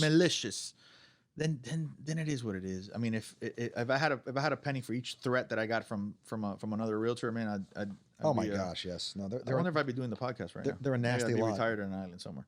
Yeah. Force majeure, we already pretty much talked about that, right? Absolutely. And a survey is just simply a drawing of the property that spells out. It's a place where you could run into issues. The nitty gritty shit on this contract is really on the first few pages. Few pages. The rest of the stuff, I'm trying to think. I'm trying to find something that sticks out. Well, no, you don't really get into trouble again. The addendums, 19. We're just picking the addendums. You gotta know what addendums to use. You gotta make sure. Absolutely. And the 100% thing that I always recommend is if there's an addendum for it, don't try to write it yourself. Use the freaking addendum. The section down here, I don't know if you see section 20. If you turn the paper the other way, it looks like bars, like a prison cell.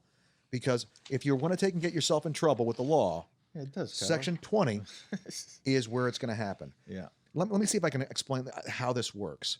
Let's say you write an addendum in here. You write something to the contract, and you do a great job. I mean, it's amazing. It's beautiful. And of course, what's going to happen is there's going to be a dispute, and you're going to wind up either having to take and do a mediation, but you're going to have to do a deposition at some point over this. And so the attorney is going to get you over there, and he's going to say, did you write these additional terms? And you're going to be like, yes, I did. And I did a great job. And the attorney's going to say, you know what? This is amazing. When I read this, I wept. It was so good. Because I knew I was going to kick her ass. It was so good. I was moved. Let me just ask you one quick question. Where did you go to law school? Yeah. And in the background, you hear a toilet flush because you just crapped your pants. When we write in a contract, we are technically practicing law. According to the way Florida defines it, we're practicing law. Now, as realtors, we're always rubbing up against that, right? When we're filling out blanks in contracts like this, we're doing what is within the scope of our contract. We are allowed to fill out a form, which is basically what we're doing. When we're creating language, that supersedes, that doesn't supersede it, it goes outside of the scope of what our license allows us to do, and it breaks into what is technically in Florida called practicing law. And pretty much everything you could have possibly thought of that could be happening, there's an addendum for. And the Florida bar, the Florida Association of Realtors is pretty good. Like, I mean, we had this coronavirus, and there was a coronavirus addendum in a couple days. Yeah. You know what I mean? So they're pretty much on top of it. So yeah, once you start writing stuff, you're just putting yourself out there. And I get that a lot here. Again, I'm here in Miami, and I got attorneys from every damn country in the world thinking they're attorneys here. And I also get, I have a lot of realtors that are very meticulous. So now they're a roofer, now they're an inspector, now they're I had one realtor in particular. I'm like, dude, why are you even in a roof? Why are you in a roof inspection? Why are you writing stuff on a roof about a roof inspection? Why are you trying to tell the title company what to do? Why? Pick the right title company, pick the right roofer, pick the right inspector, pick the right mortgage broker, and you're fine. You are a facilitator. I tell my clients all the time, listen, this is, you know what I do here? I'm here to make this as smooth as possible. I'm here to make sure there's no surprises. I'm here to orchestrate all of these other The professionals. moving pieces. Absolutely. Yeah, I'm gonna ask the mortgage broker exactly how I want things done. I'm gonna ask the roofer, and now I've gone through and I've picked the right ones, and they're gonna all do it. And I'm gonna get this information. I'm gonna translate it to you, and we're gonna have a smooth transaction with no surprises. But I'm not a roofer. I'm not, and I don't want to be a roofer. I'm in real estate. I'm not gonna. If a roof inspection comes in, I'm not gonna start explaining. I had one realtor starting up because the trusses and because they have this much. And I'm like, what are you doing? What are you doing? Why are you doing this? Why are you getting yourself even more? Now all of a sudden your fingerprints are all over everything. Your email sending that no, that because the roofer should have done this and the roofer should have done that. That's exactly what you don't want to do, guys. Stick to your realm. Into what you do for a living. You're a realtor. Stay in your lane. Yeah. Cadillac's 100% right. If there's an addendum for it, you do it. If you have to start writing stuff, no, I'm not saying don't write stuff because sometimes You have to. you just have to, but try not to. Try to avoid it, man. 100%. I mean, even like when you have to do an extension of the contract or something like that, you want to take and keep your language as short and to the point. Buyer or seller agree to extend the contract. The closing date too. Closing date too. And that's it. Done. That's it. Don't start getting fancy. And I see all these realtors trying to get the fancy language and this and that. Therefore, I try to where write to. it. Yeah. I try to write it as elementary as possible. I don't want any confusion. The more experience you have, the less like bullshit you want. The less respect you have for humankind's ability not to misconstrue it. Yeah. Just, hey, buyer and seller want to do this. That's it. So what do you just, buyer and seller want to do this? But you don't have to, no, just buyer and seller want to do this. That's it. They all agree Nice to and this. simple. They agree to this. 100%. No other language, English, no fancy English, Okay, so there's one other one I'm going to take, and it's kind of the dirty little secret of the contract that nobody talks about, which is at the bottom of page 11, there's a counteroffer and rejection section of the contract. Right underneath the additional terms, there's the counteroffer and rejection. Yeah, you're right. If you are the buyer's agent and you fear that your offer was not presented to the other side, you can actually, and your code of ethics requires the seller's agent to do this, ask them to get this marked and send it back to you signed by the other side, letting them know they saw it and they're rejecting it or they're countering it. Yeah, you're basically saying, listen, if you're going to bullshit me, I want it at least to be in writing. Yeah, please do me the favor of putting it in writing. Yeah, and by the way, property disclosures, one addendum that, listen, every addendum has a reason, and I'm not saying to eliminate them, but if I had to pick one addendum or one document that's in addition to this contract, it's the property disclosure statement that the seller has to fill out. Sure. It goes back to that paragraph that you mentioned. I forgot which one it was. That says, hey, listen, as long as you're not doing anything on purpose, as long as you're not being malicious, as long as you're doing to the best. And the actual, what was the document I just said right now? Sales disclosure. The sales disclosure statement, it literally says, to the best of your abilities, to the best of your knowledge, to the best. Oh my so gosh, you are, you're telling the seller, hey, seller, fill this out. You're not a roofer, you're not an inspector, you're not anything. Fill this out as best as you know how, okay? And you as a realtor is saying, seller, you filled it out as best you, okay, hey, buyer, this is to the best of their abilities. And now by you giving that document there, you're excluding yourself. This is a communication, 100%. Hey, this is all I know. This is all you know. This is all I know. You sure? That's it. How about this? No, that's it. I don't know anything of that. Okay, you're good, or everybody's good, right? Okay, that's basically what you're saying. 100%. With the seller's disclosure, there's two things I say about the seller's disclosure. One, handle it like a murder weapon in a homicide. With rubber gloves, you don't want your fingerprints on that anywhere, right? Two, you need to be acting as a courier where that's concerned. You take it from one party and you hand it to the other party. Let me add more to, let me, because I know what you meant, okay, with the gloves. You don't fill that shit out for them. No way. Your handwriting is not on there. Nowhere. Okay?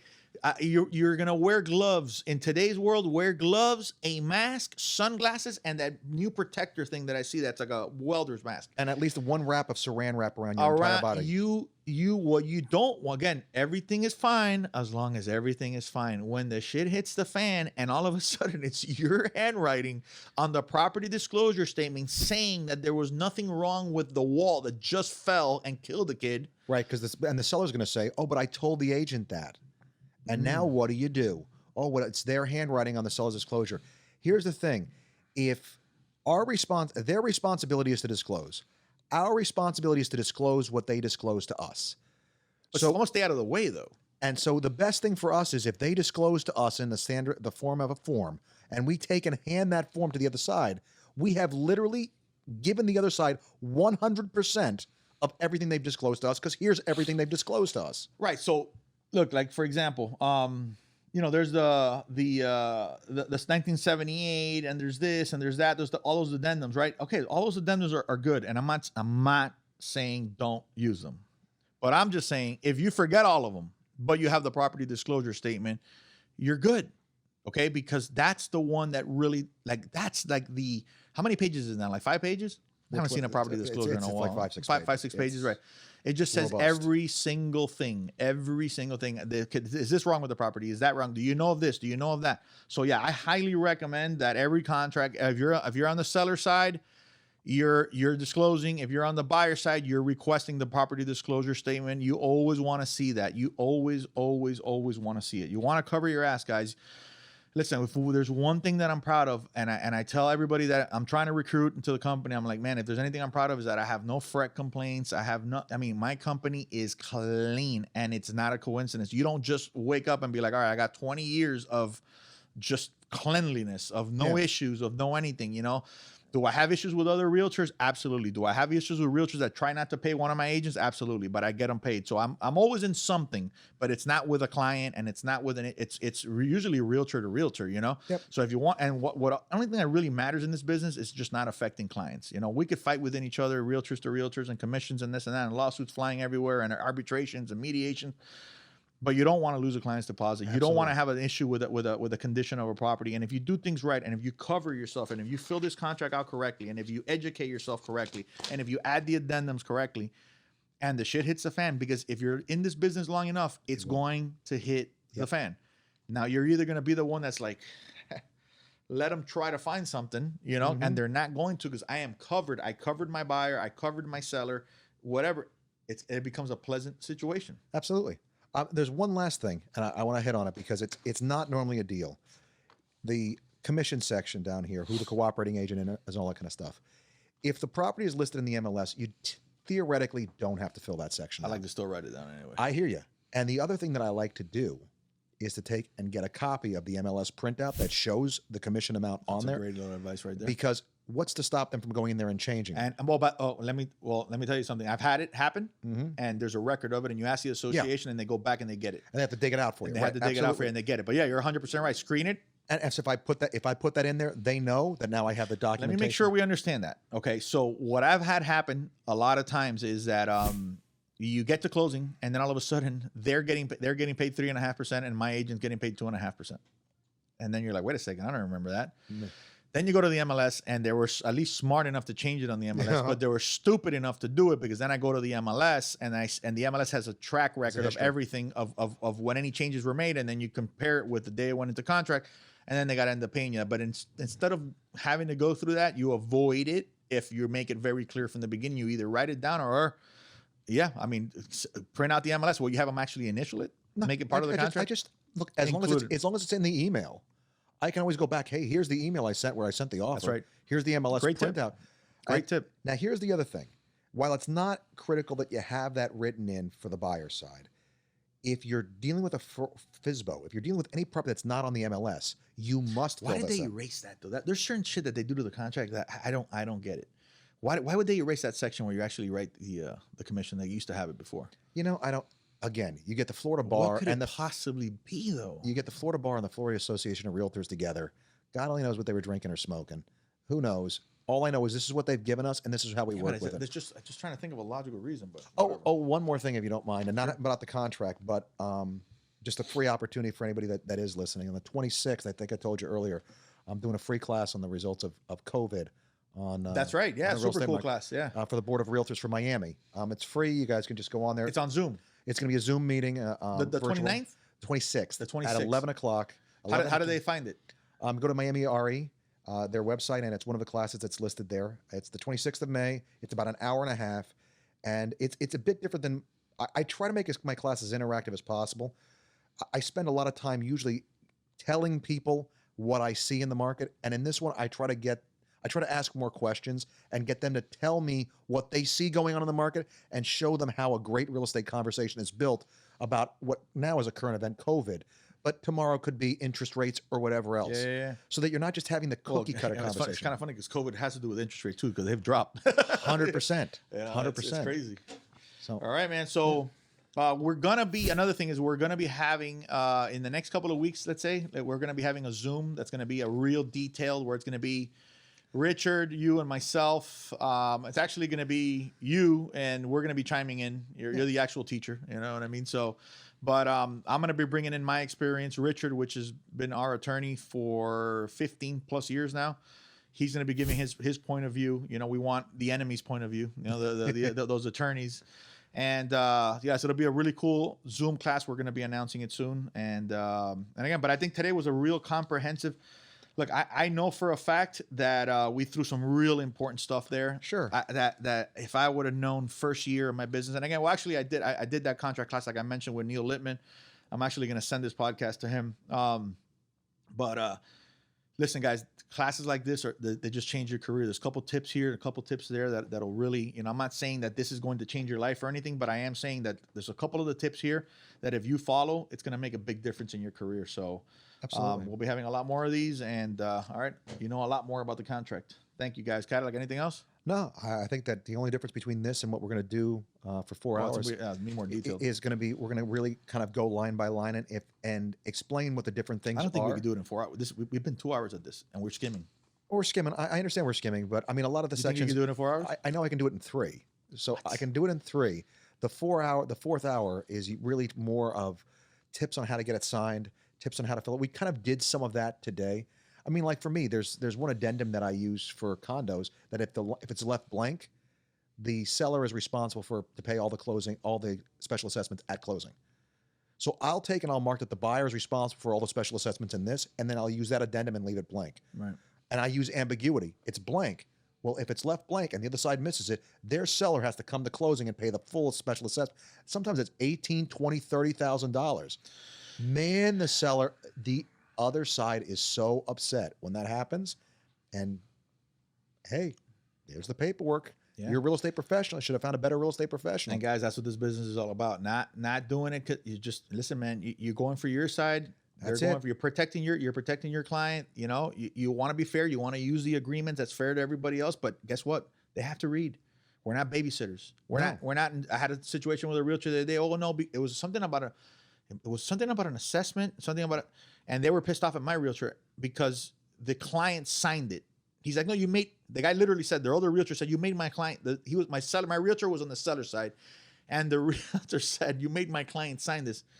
I'm like, dude. And so he's coming to me, my realtor's telling me, dude, he's telling me, I'm like, how the fuck are you, did you take a gun? No, but he goes, you haven't even talked to his buyer. Yeah. It had to go through him. I mean, that's the stuff that we see in this business. So, you know, again, know this stuff. This is a great intro. I think the class that we're going to do is going to go way more in depth. Then you're going to have to read it 20 times. Then you're going to have to practice it. Then you're going to have to study it. But this could be your gun, or it could be somebody else's gun. Yeah, I think really it's about removing the mystery for a new agent, because the reality of it, most agents won't read all 12 pages, right? Yeah. It's not easy to get through. But here's the thing. I was always terrified when I was new that somebody's going to ask me about something on page 9. Right. I know page 9 is there because I make them initial it, but other than that, I really haven't spent a lot of time. Me and page 9 are not exactly buddies. And so after the class, after the longer class, you've literally gone through each thing. And so if somebody asked you about it, what's rate on gas? Okay, well, rate on gas is, Sure. And you can at least have the conversation. And again, it allows you to be a much more confident agent. And that's really what I always shoot for, is for agents to have confidence in what they're saying. And by the way, you could be the agent with 6 months experience that has gone through this over and over again, that has sat down with your office manager and says, hey, what are the most common mistakes, that you've listened to a podcast like this and you've really gotten these tips. Time in the business, like I get this all the time. I get agents come in here and they go, I want X split because I've been in the business 3 years. Okay, well, what have you done in 3 years? Yeah. Well, no, I don't care how long you've had your license. You know what I'm saying? It's how many. It's like a pilot's license, right? So I'm a pilot. It doesn't matter how long I've been a pilot. It's how many hours I have. So I have 500 hours, right? Semi-experienced pilot. There's guys that have 10,000 hours. They might be a pilot half of the time that I am, and they have 10,000 hours of experience. They've been through more storms. They've been through worse weather. They've traveled to crazy places where the GPS doesn't work, and That's what it is. So, you know, Yeah. it's really understanding. How quickly can you rack up this information? Does it matter if I'm flying? No, I could have been with a flight instructor and be like, hey, where are you going? You're going to South America? I want to go with you. I'll be your assistant for free. Yeah. And I'm flying there and I'm following the charts and I'm doing everything. So you could rack up in a year, you could rack up 10 years of experience if you really wanted to. My father used to say all the time, when something would go really right, like, you know, all the pieces fall, Really right. he'd be like 30 years of experience. Yeah. And then somebody else would try to say the same thing, and he'd be like, no, you have 1 year of experience 30 times over. Right. You keep doing the same dumb stuff you've been doing for the last 30 years. And that's it, man. If you get this, you could become in 1 year, like for real learning. Ask every agent, hey, tell me about the contract. What mistakes have you made? What should I make? And go through it and ask questions and go through it. Become a student of the game. If you become a student of the game, again, in 1 year, you could become somebody that you'll never have an issue with the contract ever. You'll never miss an addendum. You'll never miss a date. Somebody tries to get cute and change something. Cadillac tries to do that trick with assessments and everything like that. You're gonna catch it and be like, absolutely not. I mean, you're gonna have. Listen, I had a contract that came in where I was on the seller side and the agent, I could tell was brand new, filled out the contract horribly, and where she put, instead of putting the down payment, where she put the down payment money, she put it as deposit. So she put like $60,000 deposit on like $200,000 townhouse or something like that. I could have been a real bad guy there. I could have been a real bad guy there, and I could have really. I called her and I go, listen. Let me help I you don't. out. No. Yeah, I said, listen, I don't want you to come to my company because I don't want you to think this is a recruiting call. Okay, I really want you to, you know, maybe one day remember me as the guy who did everything possible to help you out. I could really screw you right now. Yep. Okay, I could really make you look really bad right now. I need you to, whatever company you're with, I don't even want to know who they are. I need you to get the fuck out of there now. Yep. Find the company that's going to train you. Take this career, because if right now, if I were to do this and you were to screw up, you lost $60,000 of your client's deposit on a $200 and something thousand townhouse. Okay, so take this serious, you know. But hey, guys, I'm a nice guy when it comes to brand new agents because I'm dealing with them on a regular 100%. basis. There's bad guys out there that'll be like, "Woo, Yeah. wait a second." No, and I mean, I will put the If caveat they out don't there. close, I'm still getting paid my commission because I'm going to take this deposit. I'm going to pay myself the commission. I'm going to give the seller the rest, and we're going to sell the house again. I'm going to get paid twice on the same house. No, 100%. You want to take, and especially for people out there, if you've been in the business a while, you know, you cut the new agents slack just by the nature of the business. The way things are here, where you spend time with your agents, is not how it is out there. Yeah. And most agents really, they're just thrown to the wolves. Maybe they get an MLS class and smacked in the backside and said, "Go get them." Good luck. And so I would never. If I knew it was a new agent, I would never do anything that was. I literally stopped and say, "Okay, guys." But I do remember being a new agent and getting screwed over by these old school realtors and really getting like, man, these guys are really ramming it up. You know, it's tricky. It is. And so, you know, I encourage you, agents, to pay it forward, do the right thing, do the nice thing. Don't be bullies. Don't be bullies, but at the same time, if you're dealing with, you know, a professional on the other side, represent your side. Always represent your side. Your customers, who you're looking out for. Yeah. All right, guys. Thank you very much. Anything else? We're good? All right. Thanks, guys. Thanks.